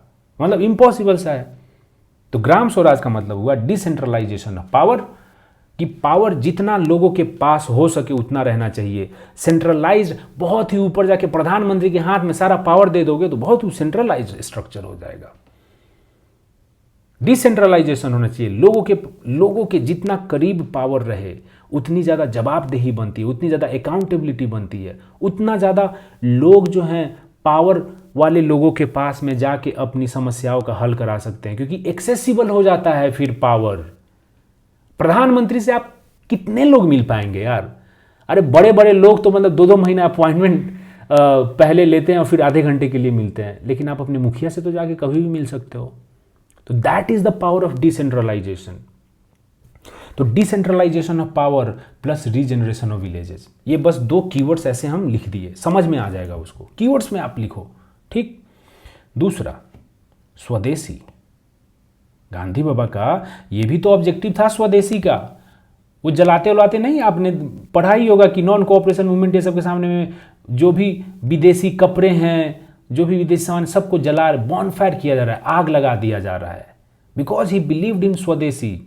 स्वदेशी का मतलब अब फिर आपको इसको एक्सप्लेन करना है एग्जामिनर के लिए कि स्वदेशी का मतलब क्या होता है। सेल्फ सफिशियंसी, हम खुद में सफिशियंट हैं, हमें बाहर से कोई गुड या सर्विस इंपोर्ट करने की जरूरत नहीं है, हम किसी और देश पे डिपेंडेंट नहीं है अपने सामान के लिए। तो सेल्फ सफिशियंसी की बात ये करता है। स्वदेशी is about self sufficiency plus self reliance, खुद पे हम रिलाई कर रहे हैं, हम किसी और पे डिपेंडेंट नहीं है। तो स्वदेशी इज अबाउट दैट, ठीक है। तीसरा है सर्वोदय। ये भी गांधी बाबा का एकदम बहुत बड़ा कीवर्ड है, ये सब कीवर्ड में आपको खेलना है। सर्वोदय देखो यार, मतलब हम लोग संधि विच्छेद पहले करते थे ना बचपन में, तो सर्व प्लस उदय मतलब सभी का उदय। तो इसी को बस आप समझा दो, it means rise and upliftment of all. और इसका एक कीवर्ड और है जो कि इकोनॉमी में हम लोग देखते हैं, वो है इंक्लूसिव डेवलपमेंट। तो वो भी लिख दो यहां पे, इंक्लूसिव डेवलपमेंट। इंक्लूसिव का मतलब ये होता है कि सभी का विकास हो। अगर मान लो हमारे देश की जीडीपी बढ़ रही है तो उससे सभी का थोड़ा ना थोड़ा पर कैपिटा इनकम बढ़ना चाहिए। ये नहीं है कि अगर देश की जीडीपी बढ़ रही है तो सारा कुछ लोग यहाँ पे हजम कर जा रहे हैं, ऐसा नहीं होना चाहिए।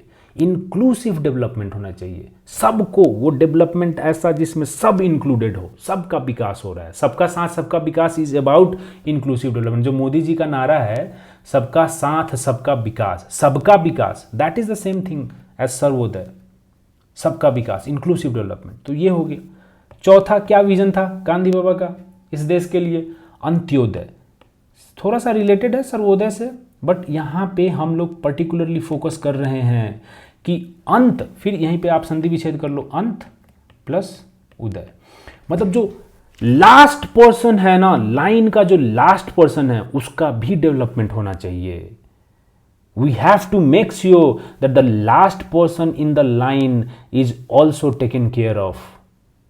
ठीक है, इसका मतलब क्या हुआ कि even the last portion is taken care of.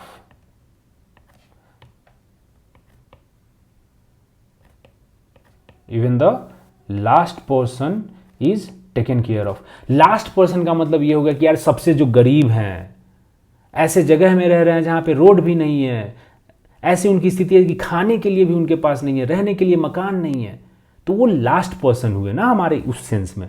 तो उनका भी अंत उदय, उनका भी उदय होना चाहिए, उनका भी राइज एंड उनका भी केयर की करने की ज़रूरत है स्टेट को, हमारा सोसाइटी ऐसा बने। तो इंडिया का विजन में ये गांधी बाबा का है Antyodaya. Fifth, trusteeship model. Economy की अगर हम बात करें तो गांधी बाबा ट्रस्टीशिप मॉडल की बात करते हैं। वो बोलते हैं कि कैपिटलिज्म जो वेस्ट में होती है उसमें क्या होता है कि एक कैपिटलिस्ट होगा और एक आपका प्रोलेटारिएट, मतलब जो गरीब मजदूर ये सब हैं उनको प्रोलेटारिएट बोलते हैं, प्रोलेटारिएट।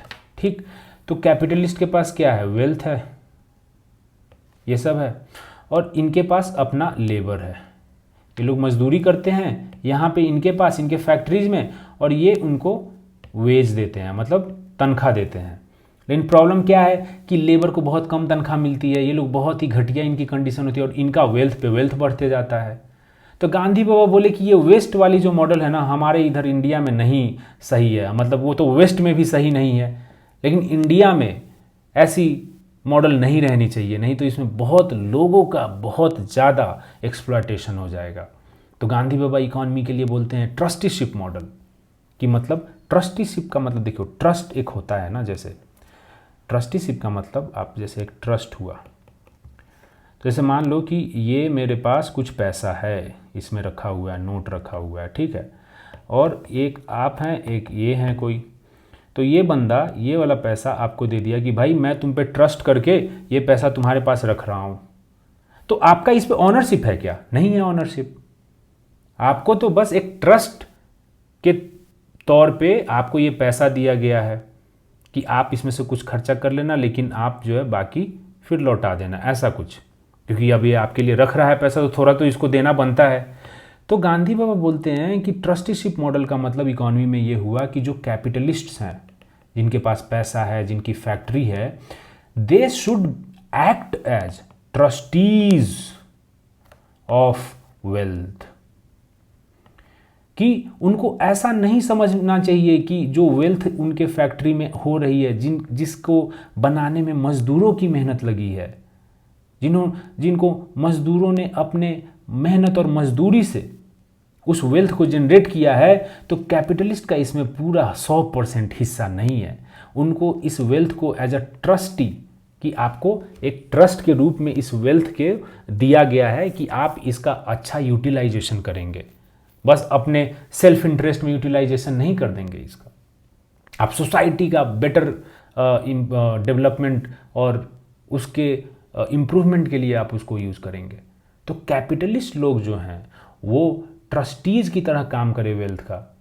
गांधी बाबा अपने टाइम में बहुत सारे कैपिटलिस्ट से दोस्त थे, बिरला, गोयनका, तो उनके इन्फ्लुएंस में आके ये लोग, बिरला और ये सब लोग ने क्या किया, इन लोगों ने धर्मशाला बनवाया, बिरला धर्मशाला, गोयनका धर्मशाला, इन्होंने स्कूलें बनवाई, इन्होंने मंदिर बनवाई, कुएं खुदवाए। तो ये होता है कि आपका जो वेल्थ है ना, उसका कुछ पार्ट जो भी आपको अपने लिए ज़रूरियात है वो सब आप लो, लेकिन उसके बाद बाकी वेल्थ ना सोसाइटी के डेवलपमेंट के लिए आपको खर्चा करना चाहिए। तो गांधी बाबा का ये था मॉडल, ट्रस्टीशिप मॉडल, जहां पे कैपिटलिस्ट और वर्कर के बीच में कॉन्फ्लिक्ट नहीं, कॉन्फ्लिक्ट वाला रिलेशनशिप नहीं रहना चाहिए, जहां पे वर्कर स्ट्राइक कर रहा है और कैपिटलिस्ट लोग इसको नौकरी से निकाल रहा है, ऐसा नहीं। इनके बीच में एक ट्रस्ट का रिलेशन होना चाहिए कि मैं आप पे विश्वास करता हूं, आप हम पे विश्वास करते हैं, उस टाइप का रिलेशन होना चाहिए। तो बड़ा ही हारमोनियस रिलेशन की एक विजन थी गांधी बाबा की। तो ये हो गया। तो इसमें आपको लिखना है कि ट्रस्टीशिप मॉडल, जिसमें capitalist should act as the trustees of wealth. ठीक, उसके बाद मैं 6th बात करूं तो फिर से इकोनॉमी की अगर बात करूं तो इसमें गांधी बाबा बड़ा ही एक इम्पॉर्टेंट डिफरेंस यहाँ पे उसकी बात करते हैं कि production by masses rather than और या इंस्टेड ऑफ मास प्रोडक्शन।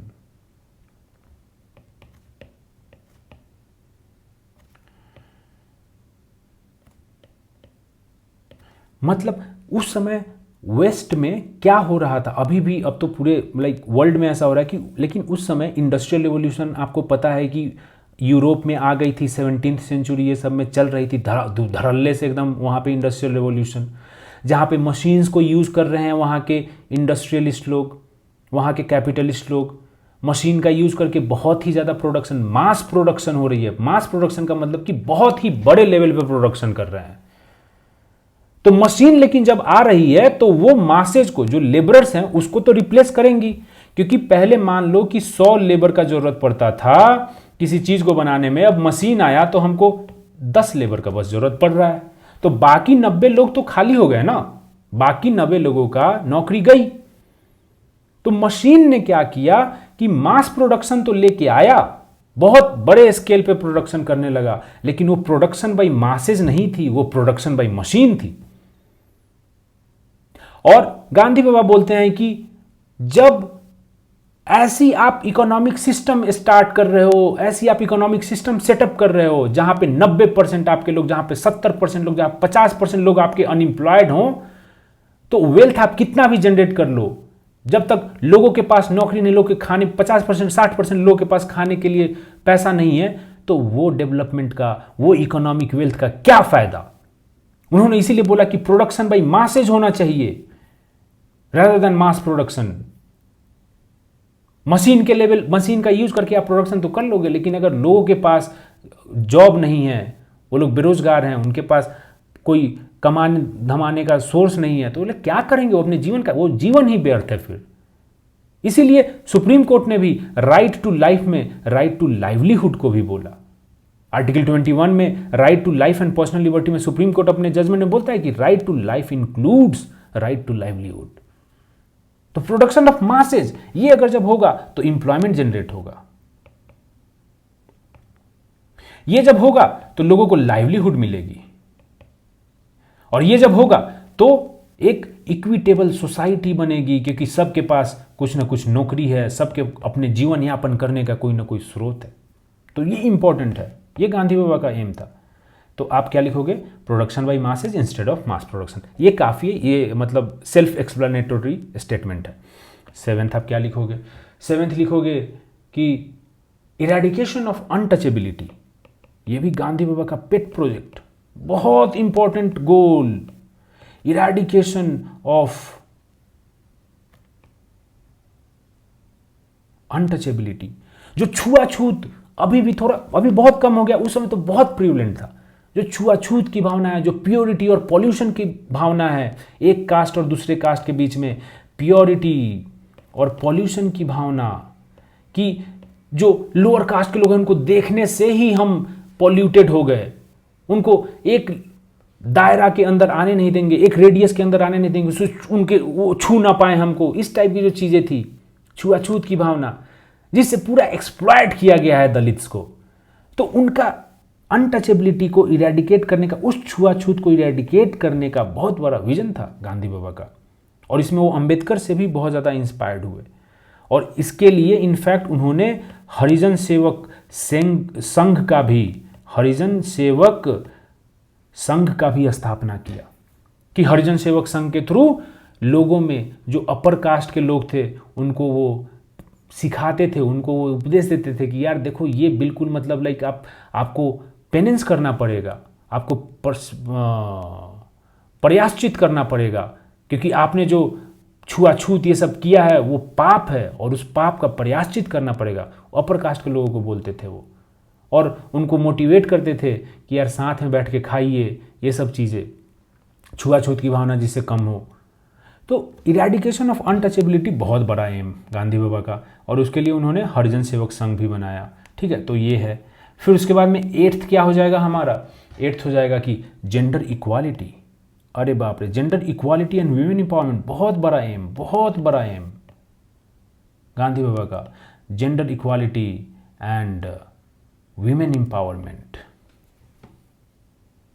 तो वीमेन एम्पावरमेंट, वो बोलते हैं कि मेन एंड वीमेन ये एक दूसरे को कॉम्प्लीमेंट करते हैं, फुलफिल करते हैं, और जब तक वीमेन का एम्पावरमेंट नहीं होगा तब तक देश का कैसे एम्पावरमेंट हो जाएगा। इनफैक्ट इन्होंने सिविल डिसोबीडियंस मूवमेंट में पहली बार वीमेन नेशनल मूवमेंट पे बड़े लेवल पे पार्टिसिपेट की। सीडीएम में पहली बार वीमेन ने नेशनल मूवमेंट में जम के पार्टिसिपेट किया। तो gender equality and women empowerment, इसको कैसे लिखोगे, एग्जाम्पल में लिखोगे कि CDM ensured the large scale participation of women in national movement. अब ये आपको सेंटेंस कैसा लग रहा है, ठीक है, और मैं इसको अब थोड़ा सा ना दूसरे तरीके से लिखता हूँ। मैंने इसमें क्या लिखा, CDM ensured the large scale participation of women in national movement. मैं इसी को ऐसे लिखूं कि civil disobedience movement under Gandhi ji opened the floodgates for women in national movement. ये थोड़ा सा बेटर लग रहा है कि गांधी जी के अंडर में सिविल डिसोबीडियंस मूवमेंट ने एक फ्लड गेट ओपन कर दिया। फ्लड गेट्स आपको पता है ना कि जब ये बाढ़ हो आती है तो गेट्स को ओपन करते हैं, क्लोज करते हैं, उस टाइप की चीज़ें। पानी को अगर आपको हटाना है तो हम फ्लड के गेट्स को ओपन कर देते हैं ताकि पानी हट जाए। तो CDM under Gandhi ji opened the floodgates for women participation in national movement. तो ये आपको एक एग्जाम्पल यहाँ पे दे सकते हैं। अब हमारा जो नेक्स्ट बॉडी पार्ट है ना, वो ये है कि हमने क्या क्या रियलाइज कर लिया। अभी तो हमने ये बताया कि क्या क्या विजन था गांधी जी का, वाइडर ऑब्जेक्टिव्स क्या क्या थे इस देश के लिए, वो हमने यहाँ पे 8 पॉइंट में कवर किया। अब हम लोग अगला हमारा जो सब पॉइंट था कि कौन कौन से ऑब्जेक्टिव हमने अभी रियलाइज कर लिए हैं। तो realized objectives, how far have these objectives been realized, वो जो सेकेंड पार्ट था उस क्वेश्चन का, जैसे आपको अभी मैं दिखाऊं यहाँ पे। तो देखो ये क्या है क्वेश्चन, ये था comment how far has India been able to realise this objectives. तो हमने इसमें क्या बोला था कि पहले तो हम ये बताएंगे कि क्या क्या हमने रियलाइज किया, और फिर हम बोलेंगे कि स्टिल पेंडिंग रियलाइजेशंस क्या क्या हैं, कि क्या क्या अभी और हमें रियलाइज़ करना है, क्या क्या अभी हमने नहीं रियलाइज़ कर पाए हैं। वो दूसरा इसका पार्ट था। तो अभी हम लोग रियलाइज्ड ऑब्जेक्टिव्स की बात करेंगे। तो रियलाइज्ड ऑब्जेक्टिव्स में आप देखो कि पहला तो हमने ग्राम स्वराज की जो बात की, तो उसको तो हमने रियलाइजेशन किया है। किस फॉर्म में, हमने कॉन्स्टिट्यूशनलाइजेशन कर दिया है, पंचायती राज का कॉन्स्टिट्यूशनलाइजेशन कर दिया है। किस अमेंडमेंट के थ्रू, बताओ बताओ, constitutionalisation of Panchayati Raj institutions through which amendments, बताओ, through 73rd and 74th amendment, constitutional amendment act 1992। तो 73rd एंड 74th अमेंडमेंट के थ्रू हमने पंचायती राज इंस्टीट्यूशन को एक कॉन्स्टिट्यूशनल स्टेटस दे दिया। उसके पहले हमारा जो स्टेट का स्ट्रक्चर था वो 2 टियर था, एक सेंटर पे था, एक स्टेट पे था। अब हमारा 3 टियर स्ट्रक्चर हो गया है गवर्नेंस का, एक सेंटर पे, एक स्टेट पे एंड लोकल बॉडी पे। एंड ये ग्राम स्वराज का ही तो एस्पेक्ट है। तो हमने जब कॉन्स्टिट्यूशनल स्टेटस दिया तो उसको बहुत ही इंपॉर्टेंस, एक यूनिफॉर्मिटी मिल गई। उसके बाद आप देखोगे पंचायती राज धीरे धीरे स्ट्रांग हुआ है। उसके पहले कुछ ज़्यादा स्ट्रक्चर्स थे नहीं अच्छे, इफ़िशिएंट नहीं थे। उसके बाद में रेगुलर इलेक्शंस होना, पंचायत के इलेक्शंस में आप देखो कितना रैली वैली निकालते हैं लोग, मुखिया के लोग भी पता नहीं कितना पैसा खर्च करते हैं, लाखों करोड़ रुपया खर्चा कर रहे हैं लोग, ठीक है। तो कॉन्स्टिट्यूशनलाइजेशन ऑफ पंचायती राज इंस्टीट्यूशंस हुआ है। और ये एक तरीके से हमने रियलाइज़ किया है, क्योंकि गांधी बाबा का क्या था कि भाई ग्राम स्वराज ला दो, प्लीज़ ला दो, प्लीज़ ला दो। तो हमने क्या किया, ठीक है बाबा, पंचायती राज इंस्टीट्यूशन को हम लोग कॉन्स्टिट्यूशनल स्टेटस दे देते हैं। तो ये हमने रियलाइज़ किया। दूसरा ये है कि अब हमारा क्या था दूसरा, कि स्वदेशी, है ना, जो गांधी बाबा का वाइडर ऑब्जेक्टिव्स में दूसरा हमने स्वदेशी देखा था। तो स्वदेशी के लेवल पे हमने क्या क्या रियलाइजेशन किया है, स्वदेशी के लेवल पे हमने क्या किया है कि अभी देखो सेल्फ सफिशिएंसी इन फूड हमारा हो गया है। पहले एक टाइम में हम लोग अमेरिका से वीट, गेहूं ये सब मंगाते थे। PL 480 स्कीम के अंदर में हम लोग अमेरिका से गेहूं मंगाते थे। उस समय वहाँ के लोग अगर कुछ मतलब अन्न को बर्बाद करते थे ना, तो उनके पेरेंट्स लोग कहते थे अरे अरे अन्न को बर्बाद मत करो, वहाँ पे इंडिया में लोग भूखे हैं, ठीक है। ऐसे एग्जाम्पल्स देते थे। मतलब सोचो आप 50-60 साल पहले की बात है, आज़ादी के बाद 1950s की ये बात है ये सब। और आज देखो हम लोग सेल्फ सफिशिएंट हो गए हैं फूड में, इतना सारा फूड प्रोडक्शन सब हो रहा है। मिल्क में हम लोग नंबर 1 प्रोड्यूसर हैं, ठीक है। राइस, व्हीट, ये सब में, राइस में हम लोग सेकेंड है आफ्टर चाइना आई थिंक। तो हम लोग ने शुगर में सेकेंड अगेन आफ्टर ब्राज़ील। तो सेल्फ सफिशिएंसी इन फूड हमको मिल गई है। अभी हम लोग इनफैक्ट एक्सपोर्ट कर रहे हैं। 1991 से अराउंड से हम लोग कॉन्स्टेंटली एग्रीकल्चरल प्रोडक्ट्स को एक्सपोर्ट करते हैं, फूड ग्रेन्स को एक्सपोर्ट करते हैं। अभी रसिया यूक्रेन का वॉर हो रहा था तो गेहूं के लिए साला भीख मांग रहा था सब। तो हम लोग बोले नहीं, अभी हम लोग का भी कम थोड़ा हो गया है, कहे कि तो इसलिए हम लोग एक्सपोर्ट नहीं कर पाएंगे। तो ये हमने अचीव किया है, सेल्फ सफिशिएंसी इन फूड। अभी हमने कोविड के टाइम में production linked incentive PLI scheme start किया, अलग अलग फार्मास्यूटिकल के लिए, अलग अलग सेमीकंडक्टर सब के लिए प्रोडक्शन लिंक्ड इंसेंटिव। ये हमने इलेक्ट्रॉनिक्स के लिए, तो प्रोडक्शन लिंक्ड इंसेंटिव हमने स्टार्ट किया है। इससे भी हमें स्वदेशी बेसिकली हम प्रमोट कर रहे हैं, क्योंकि हमने प्रोडक्शन लिंक्ड इंसेंटिव में ये बोला कि आप जितना भी एडिशनल प्रोडक्शन यहाँ पे करोगे, कोई भी फर्म, बाहर की भी फर्म इसके अंडर में पार्टिसिपेट कर सकती है। तो मान लो इंडिया में उन्होंने कुछ प्लांट लगाया, और इंडिया में प्लांट लगाने के बाद या पहले ही से एग्जिस्टिंग प्लांट है, मान लो कि पहले कुछ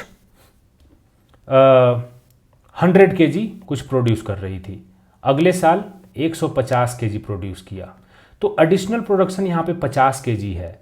तो उस पे उनको कुछ इंसेंटिव दिया जाएगा, कुछ उनको फिर से कैश का इंसेंटिव देने का इसमें प्रावधान है। तो लोग, अब जो फर्म्स हैं वो क्या करेंगे, अब जो कंपनीज हैं, फैक्ट्रीज हैं, वो चाहेंगे कि भाई जितना ज़्यादा से ज़्यादा हम प्रोड्यूस कर पाएँ, ताकि हमको फिर से इंसेंटिव तो मिल रहा है इसके लिए। तो उस चक्कर में वो ज़्यादा प्रोड्यूस करेंगे। तो प्रोडक्शन लिंक्ड इंसेंटिव बेसिकली हमारे सेल्फ सफिशिएंसी को, सेल्फ रिलायंस को, हमारे स्वदेशी मोटिव को और स्ट्रॉन्ग करेगा, ठीक बात। तो PLI स्कीम, तो ये भी हमारा उस स्वदेशी विजन को रियलाइज़ करने की एक स्कीम है। फिर उसके बाद में कोविड के टाइम में आपको पता है कि आत्मनिर्भर भारत योजना मोदी जी ने लाया था, राइट। उसमें अलग अलग चीज़ें हमने की, सो दैट आत्मनिर्भर का मतलब ही होता है सेल्फ रिलायंट, खुद पे डिपेंडेंट हम हैं, है ना, हमें और किसी की ज़रूरत नहीं, ठीक। उसके बाद में आप देखोगे तो make in India, Modi ji ने आते ही कुछ 2014-15 में ही इसको स्टार्ट किया था, मेक इन इंडिया स्कीम की। बाहर के कंपनीज को वो अट्रैक्ट कि आइए आप इंडिया में सामान बनाइए। तो इससे हमारी सेल्फ सफिशिएंसी और सेल्फ रिलायंस बढ़ती है, स्वदेशी वाला जो मोटिव है वो स्ट्रेंथन होता है। ये हो गया। और हमने क्या किया, गांधी बाबा के ऑब्जेक्टिव को रियलाइज़ किया है। हमने फिर पढ़ा सर्वोदय का मतलब हमने क्या समझा था, इंक्लूसिव डेवलपमेंट। तो अब आप बताओ, जो रिजर्वेशन का मामला है उससे हम इंक्लूसिव डेवलपमेंट ही तो देना चाह रहे हैं। SCs, STs, OBC, अभी EWS को मिला, और वीमेन को भी लाइक पॉलिटिक्स में, लाइक लोकल बॉडीज़ में मिलता है, अभी बाकी सब चीज़ों में नहीं मिलता है। कहीं कहीं पे मिलता है। तो ये रिजर्वेशन के थ्रू इंक्लूसिव डेवलपमेंट की तो हम कोशिश कर रहे हैं, क्योंकि ये जो डिसएडवांटेज्ड लोग हैं, जो डिस्क्रिमिनेटेड थे एक टाइम तक, तो उनको हम बेसिकली लेवल प्लेइंग फील्ड देने की कोशिश कर रहे हैं। और वो सिंस दे आर डिसएडवांटेज, उनके पास उतना ज़्यादा रिसोर्सेज नहीं है, उनके पास उतना ज़्यादा विरासत ऐसी नहीं है कि उनके घर में कोई पढ़ा लिखा हो, उनके घर में कोई नौकरी करने वाला हो, तो रिजर्वेशन थोड़ा दे दिया कि चलिए आपकी कम्युनिटी भी इसके थ्रू लाइक इंस्पायर होगी, एजुकेशन उसमें फैलेगी, नौकरियां फैलेगी, थोड़ा इकोनॉमिक डेवलपमेंट होगा। तो रिजर्वेशन के थ्रू हम लोग डिसएडवांटेज लोगों को डेवलप कर रहे हैं, तो उससे इंक्लूसिव डेवलपमेंट होगा। ठीक, तो ये भी एक है। फिर उसके बाद में अंत्योदय हमने पढ़ा कि अंत का उदय, the rise and development and the care of even the last person in the queue. तो अंत्योदय के लिए हमने क्या क्या चीज़ें की हैं उसको रियलाइज़ करने के लिए, तो आपको पता होगा एक अंत्योदय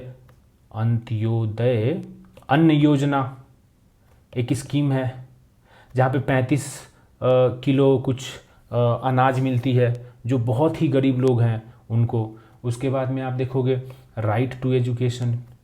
तो राइट टू एजुकेशन में जो गरीब लोग हैं उनको भी एजुकेशन मिल रही है, उनके भी बच्चों को एजुकेशन मिल रही है।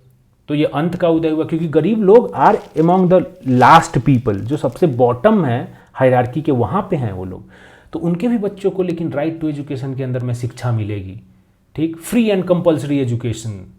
आर्टिकल 21A जो है हमारा, जो 86 कॉन्स्टिट्यूशन अमेंडमेंट एक्ट से हमने डाला था 2002 में, उसके अंदर आर्टिकल 21A हमने डाला, उसमें बोला कि free and compulsory education to children in the age group of 6 to 14 years.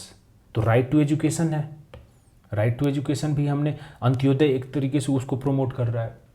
उसके बाद में national food security act. National food security act के अंदर में सब्सिडाइज्ड फूड मिलती है, जो राशन कार्ड आपका मतलब जिसका भी हो, तो राशन कार्ड के थ्रू क्या फूड ही तो मिल रही है, चावल गेहूँ ये सब जो मिलती है। अभी कोविड के टाइम में तो बहुत लोगों को मिली, फ्री में मिल रही थी। पहले सब्सिडाइज थी, कुछ रुपए देने पड़ते थे, कोविड के टाइम में फ्री कर दिया पूरा। तो नेशनल फूड, तो उससे क्या हो रहा है, अंत्योदय ही तो, जो गरीब लोग हैं उनको हम खाना दे रहे हैं, तो ये Antyodaya, Antyodaya, national food security act. उसके बाद में आप पीएम किसान, अभी जो जस्ट कुछ साल पहले आई, पीएम किसान में हम लोग 6,000 रुपया देते हैं किसानों को। तो किसान भी बहुत ही लाइक लास्ट पीपल ही हैं, कि वो भी बॉटम ही में ही आते हैं हायरार्की के, तो उनको 6,000 रुपया पर साल मिलता है, 3 इंस्टॉलमेंट में 2-2 हज़ार का। तो उनका भी एक इस तरीके से डेवलपमेंट हो रहा है। तो अंत्योदय के अंदर में ही, तो ये सारे अंत्योदय के ऑब्जेक्टिव को ही रियलाइज़ करने की तरीके हैं गांधी बाबा के। फिर उसके बाद में अगला अगर हम लोग बढ़ें, तो अगला था कि ट्रस्टीशिप मॉडल, जो इकॉनमी है उसमें ट्रस्टीशिप मॉडल होनी चाहिए, राइट। तो उसके लिए हमने कॉरपोरेट सोशल रिस्पॉन्सिबिलिटी हम लेके आए हैं, CSR। तो CSR में क्या होता है कि जो भी कंपनी है उसका 2% प्रॉफिट उसको सोसाइटी के डेवलपमेंट के लिए लगाना पड़ेगा। ये मैंडेटरी है, सोसाइटी के डेवलपमेंट के लिए 2% प्रॉफिट किसी भी कंपनी को लगाना पड़ेगा। तो कॉरपोरेट सोशल रिस्पॉन्सिबिलिटी, ये ट्रस्टीशिप मॉडल को ही तो हम लोग बढ़ावा दे रहे हैं। क्योंकि ट्रस्टीशिप मॉडल में हमने क्या पढ़ा कि जो कैपिटलिस्ट है, जो इंडस्ट्रियलिस्ट है, जिसके पास पैसा है, उसको पैसा को खुद का नहीं सोचना चाहिए, क्योंकि उसने जो पैसा बनाया है उसमें बहुत लोगों का कंट्रीब्यूशन है, उन मजदूरों का कंट्रीब्यूशन है, उस सोसाइटी का कंट्रीब्यूशन है। तो ट्रस्टीशिप मॉडल का मतलब ये हो कि आपको उस पैसा जो आपका बना है उसमें कुछ पार्ट आप फिर से सोसाइटी में कंट्रीब्यूट करें। तो कॉरपोरेट सोशल रिस्पॉन्सिबिलिटी वही चीज़ करती है कि कुछ सोसाइटी में कंट्रीब्यूट करने के लिए मैंडेटरी करती है कंपनी को कि आप कुछ कंट्रीब्यूट करें। तो यहाँ पे आप लिखोगे corporate social, example 2% profit for societal development, ऐसा। ठीक, उसके बाद में अगर आप देखोगे हमने क्या बात किया, हमने ये बात किया कि जो विलेज लाइक कि ट्रस्टीशिप मॉडल में ही हमने ये भी बात की, जैसे गांधी बाबा ने कॉटेज इंडस्ट्रीज और ये सब को भी प्रमोट करने की बात की थी। Production by masses rather then mass production, हमने बात की थी ना। तो प्रोडक्शन बाई मासेज को हम प्रमोट करने के लिए क्या कर रहे हैं, अभी एमएसएमईज को हम प्रमोट कर रहे हैं, micro small and medium enterprises. ये बहुत ही लेबर इंटेंसिव है, ये बहुत ही लेबर इंटेंसिव सेक्टर है एमएसएमईज। एमएसएमईज में लोग ज़्यादा काम करते हैं, तो अगर इसका प्रमोशन होगा तो लेबर मतलब मासेस का प्रमोशन होगा, क्योंकि ये बहुत ही लेबर इंटेंसिव है, कैपिटल इंटेंसिव उतना नहीं है। तो इसमें बहुत मासेस जुड़े हुए हैं। अगर हम एमएसएमईज को प्रमोट कर रहे हैं तो इस तरीके से प्रोडक्शन बाय मासेस को हम प्रमोट कर रहे हैं। तो अभी के टाइम में क्या हो रहा है, production by promotion of MSMEs, अलग अलग स्कीम्स आए हैं उनको प्रमोट करने के लिए, प्रमोशन ऑफ एमएसएमईज। जैसे आपको पता होगा मुद्रा योजना, उसके अंदर में लोन दी जाती है, शिशु, तरुण, किशोर, अलग अलग टाइप के, मतलब लाइक वो कितना अमाउंट दिया जा रहा है उसके हिसाब से शिशु है लोन या तरुण या किशोर लोन ऐसा है। तो प्रमोशन ऑफ एमएसएमईज थ्रू मुद्रा योजना, या फिर आप ECLGS अभी कोविड के टाइम में लेके आए थे एमएसएमईज के लिए, emergency credit line guarantee scheme. इसमें यह था कि जो एमएसएमईज लोन लिए हुए हैं अगर वो चुकता नहीं कर पा रहे हैं कोविड के टाइम में तो कोई बात नहीं, उनके ऊपर लाइक उनको लाइक हरास नहीं करेगी बैंक, या फिर उनको बार बार ये ऐसे लाइक पेनाल्टी, फाइन, ये सब कुछ ऐसा नहीं लगेगा, उनको कोई दिक्कत नहीं। मोराटोरियम लगा दिया था, क्योंकि कोविड के टाइम में सबसे ज़्यादा इम्पैक्ट जो हुए थे वो एमएसएमईज हुए थे, micro small and medium enterprises. तो इसीलिए सरकार उस समय क्या लेके आई, ECLGS की आप अगर नहीं भी पेमेंट कर पा रहे हो तो आप जो है कोई दिक्कत नहीं है, बाद में कर देना, ऐसा। तो प्रमोशन इससे हो रहा है एमएसएमईज का, तो इससे प्रोडक्शन बाई मासेस की प्रमोशन हो रही है, जो विजन थी गांधी बाबा की। उसके बाद में हमने क्या पढ़ा कि इरेडिकेशन ऑफ अनटचेबिलिटी। तो SC/ST एट्रोसिटीज़ एक्ट जो है वो इसी विजन को तो प्रमोट कर रहा है, क्योंकि इसमें अगर कोई भी दलित के साथ में एट्रोसिटीज़ हो रही है या फिर कोई भी ट्राइबल शेड्यूल ट्राइब के अगेंस्ट में एट्रोसिटीज़ हो रही है तो इसके अंदर में बहुत ही स्ट्रिंजेंट पनिशमेंट है। तो SC/ST atrocities act is about eradication of untouchability, it is promoting that vision, right. उसके बाद में हमारा लास्ट है कि हमने क्या पढ़ा था, वुमेन एम्पावरमेंट। तो अभी हमने रिजर्वेशन दिया, मतलब हमने मतलब लाइक सरकार ने reservation to women in local bodies. Bihar में तो इनफैक्ट 50% रिजर्वेशन है, राइट।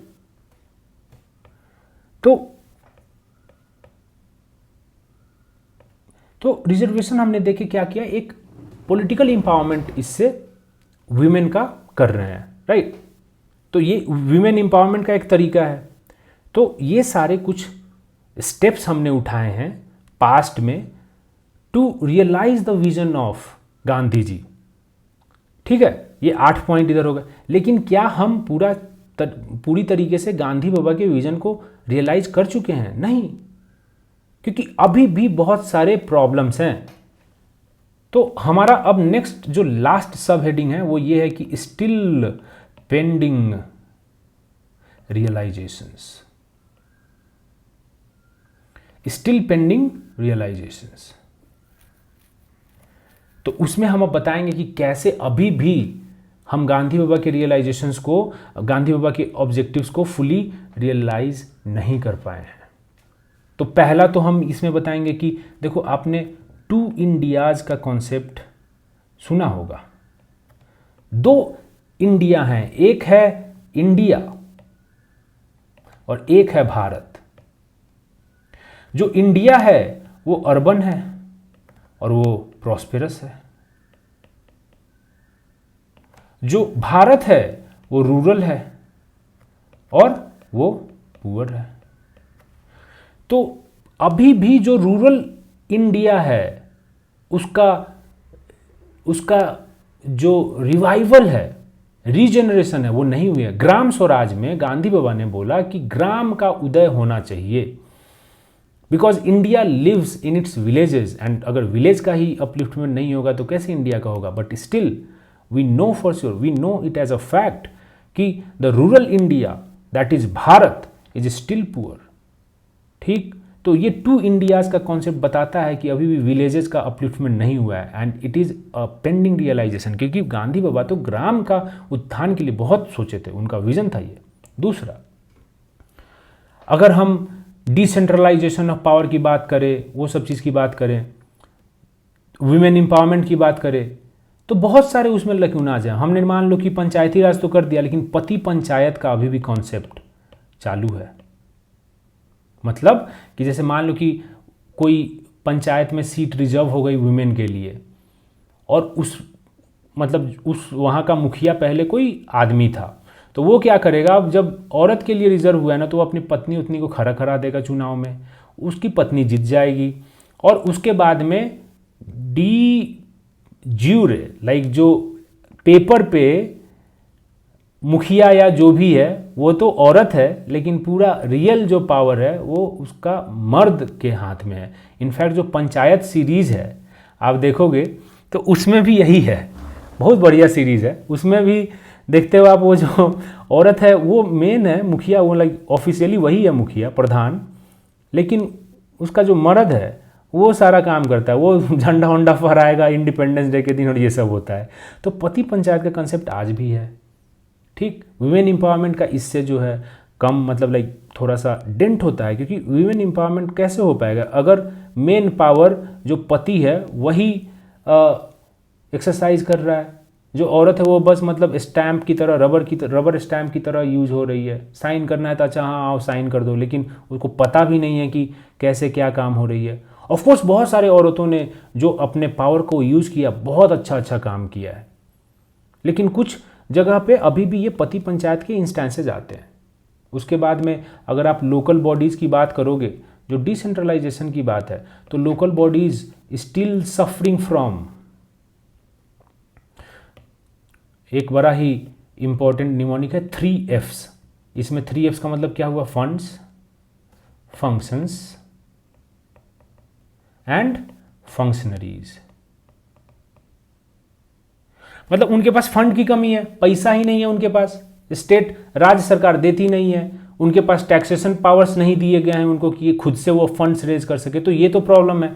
फंक्शंस, उनको काम भी कम देते हैं, ठीक है, रिस्पॉन्सिबिलिटीज भी उनको कम देते हैं, क्योंकि ये लोग डिवॉल्व नहीं करना चाहते हैं। राज्य सरकार डिवॉल्व नहीं करना चाहती है अपने पावर, जो एमएलए है, जो मंत्री चाहते हैं नहीं, सारा पावर हमारे ही पास रहे, तो इसलिए पूरा फंक्शन अच्छी तरीके से डिवॉल्व नहीं हुआ है। फंक्शनरीज, जो लोग होने चाहिए किसी काम को करने के लिए, उसकी भी कमी है। इनके पास अच्छे लोग नहीं है लोकल बॉडीज के पास में, तो local bodies still suffering from 3Fs, और ये ग्राम स्वराज के विजन को वीक करता है, उसमें डेंट डालता है। ठीक, उसके बाद तीसरा हम अगर बोले बात, तो अगर अभी देखो उन्होंने बोला था गांधी बाबा ने 7 सिंस, 7 पाप की बात उन्होंने बोली थी जो अवॉइड करना चाहिए। उसमें एक पाप उन्होंने बोला था politics without principle. Politics without principle, वो राजनीति जिसमें कोई प्रिंसिपल नहीं हो, ठीक है, तो वो राजनीति बिल्कुल मतलब पाप है। और आज के टाइम में आपको पता है कि भैया मतलब the last place that you want to search for principle is in politics. Politics में तो इतने अधर्मी लोग हैं, इतने मतलब क्या ही बताए, चोर उचक्के का गैंग है पॉलिटिक्स। तो पॉलिटिक्स विदाउट प्रिंसिपल जो गांधी बाबा ने बोला था कि पाप है, वो आज एकदम मेन स्ट्रीम हो गया है, वही आज की पॉलिटिक्स है। क्रिमिनलाइजेशन ऑफ पॉलिटिक्स हो गई है, क्रिमिनलाइजेशन ऑफ पॉलिटिक्स हो गई है। आप देखो ना, पता है एग्जाम्पल में आप डालना कि ADR ने बोला कि 43% of MPs in present Lok Sabha have criminal charges. ADR एक NGO है, एसोसिएशन फॉर डेमोक्रेटिक रिफॉर्म, जो अलग अलग सर्वेज करती है, रिसर्च करती है, क्योंकि वो डेमोक्रेसी में रिफॉर्म वाली NGO है। तो जनरली ये पॉलिटिकल क्लास और ये सब के रिसर्च करती है, डेटा को मतलब अच्छे से स्टडी करके एंड अच्छे अच्छे रिपोर्ट्स पब्लिश करती है। तो उसने पब्लिश किया कि ये 43 अभी का जो लोकसभा है 17th वाला, उसमें 43% MP के ऊपर में क्रिमिनल चार्जेज हैं। They are accused in different criminal cases. 43% of the MPs, आप सोचो ना, क्रिमिनलाइजेशन ऑफ पॉलिटिक्स इतना अलग लेवल पे पहुंच गया है। तो जहाँ पे क्रिमिनल्स हों पॉलिटिक्स में, वहाँ पे प्रिंसिपल होगा क्या? तो ये गांधी बाबा के विजन से बहुत दूर हम लोग गए, क्योंकि गांधी बाबा बोले थे कि ये तो बिल्कुल अवॉइड करो, पॉलिटिक्स विदाउट प्रिंसिपल तो एकदम मतलब ऐसे अवॉइड करना चाहिए, लेकिन फिर भी हमने ऐसे उसको जकड़ के रखा हुआ है पता नहीं क्या। तो ये हमारे गांधी बाबा के विजन से अलग जाता है। उसके बाद अगर आप बात करोगे तो ट्रस्टीशिप मॉडल की बात होती है, सब बात होती है, लेकिन आज के ज़माने में क्रोनिक कैपिटलिज्म तो मतलब ऐसा आप सोचो, आपको पता है अडानी वाला केस।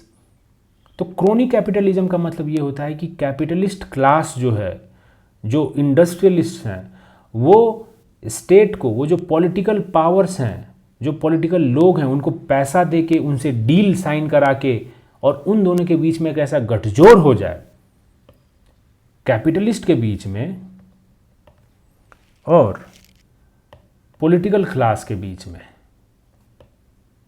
अगर डील हो जाए, बैक हैंडेड डील, ठीक है, तो उसी को क्रोनी कैपिटलिज्म बोलते हैं। और ये हमारे देश का मतलब आप क्या कहिए कि दुर्भाग्य है कि हम इस ऐसे फेज से अभी गुजर रहे हैं जहाँ पे क्रोनी कैपिटलिज्म की नीरव मोदी, विजय माल्या, मेहुल चौकसी, इतने सारे लोग इतना पैसा लेके भाग गए और कुछ नहीं हुआ, क्योंकि उनका पॉलिटिकल क्लास के साथ में समझौता है। नहीं तो यार मार मार के एकदम नीरव मोदी को मतलब लेके आते हैं हम लोग, क्या बात कर दी है, ठीक है। यहाँ पे जो लोग हैं वो इतना करप्शन करके पॉलिटिकल क्लास को फंड कर देंगे, पॉलिटिकल पार्टी को फंड कर देंगे और उसके बाद डील ले लेंगे और कुछ भी बकचोदी करेंगे वहाँ पे, ठीक है। तो क्रोनिक कैपिटलिज्म हमारे देश में। गांधी बाबा बोलते हैं कि सोसाइटी में सबका उदय हो, जो अंत वाला भी है उसका भी उदय हो, ये सब चीज़ों की बात करते हैं। लेकिन आज क्या हो रहा है कि इनइक्वालिटी राइज कर रही है, और ये हम नहीं, ये ऑक्सफैम की रिपोर्ट बोलती है। एग्जाम्पल में ऑक्सफैम की रिपोर्ट बोलती है कि top 1% in our country own 40% of national wealth. अगर हमारे देश का जितना वेल्थ है तो इसमें यहाँ इस देश के रहने वाले टॉप 1% लोग उस वेल्थ को ओन करते हैं। तो बाकी जो 99% लोग हैं ना, वो बस 60% वेल्थ को ओन करते हैं। सोचो ना कितना स्टार्क इनइक्वालिटी, और ये बढ़ा है, ये बढ़ा है ओवर द ईयर्स, ये बढ़ा है। तो राइजिंग इनइक्वालिटी है। उसके बाद में वीमेन एम्पावरमेंट की बात किए थे गांधी बाबा, लेकिन आज क्या है जेंडर इक्वालिटी? आज क्या है? अगर आप ग्लोबल जेंडर गैप इंडेक्स देखोगे जो वर्ल्ड इकोनॉमिक फोरम पब्लिश करती है, उसमें 2022 में इंडिया का रैंक इन्होंने दिया 135/146। इतना घटिया रैंक है, इतना गैप है। जो दो जेंडर्स जनरली हम जो कंसिडर करते हैं मेल एंड फीमेल का, उनके बीच में इतना गैप घटिया, मतलब इतना ज़्यादा गैप है हमारे देश में कि 146 में से 135वां नंबर पे है इंडिया। तो काहे का अभी जेंडर इक्वालिटी, काहे का वुमेन एम्पावरमेंट? गांधी बाबा का विजन अभी दूर है उसको पूरा करने के लिए। तो ये कुछ स्टिल पेंडिंग हमारे जो रियलाइजेशन है, जो गांधी बाबा के विजन को अभी भी हम लोग जो नहीं अचीव कर पाए हैं, वो ये सब कुछ है।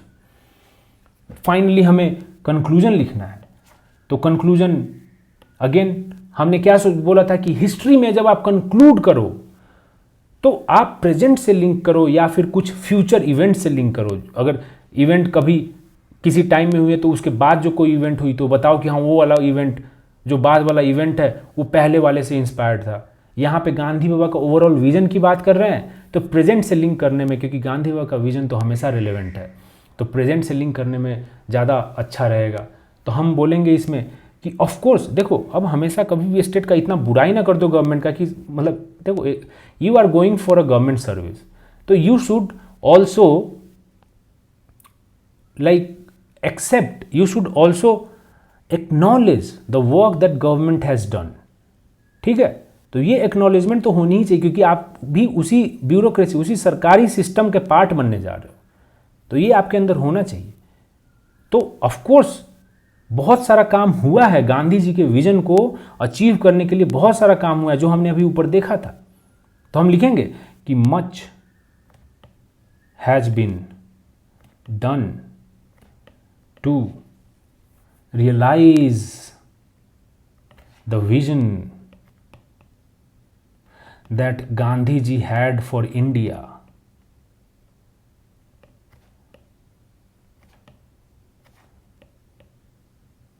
ठीक। However, और फिर वही बात की पेंडिंग भी है बहुत सारी। However, there is still lots of work to do। ठीक। So that, यहां पे एक डैश दे दो, so that we can wipe, और ये गांधी बाबा का ही कोट है, wipe every tear from every eye। ये गांधी बाबा ने बोला है, और बगल में लिख दो गांधी जी। तो आपने कंक्लूड भी गांधी बाबा के एक कोट से कर दिया, क्योंकि उनका ये विजन था, the India of my dreams. एक छोटा सा उन्होंने पैम्फलेट टाइप का लिखा था, मैनिफेस्टो टाइप का लिखा था। उन्होंने बोला था कि my India of my dreams is an India where we are able to wipe every tear from every eye. जब सारे आंखों से आंसू हम पोंछ दे, जब किसी को रोने का कोई कारण नहीं हो इस देश में, वो है मेरे सपनों का भारत।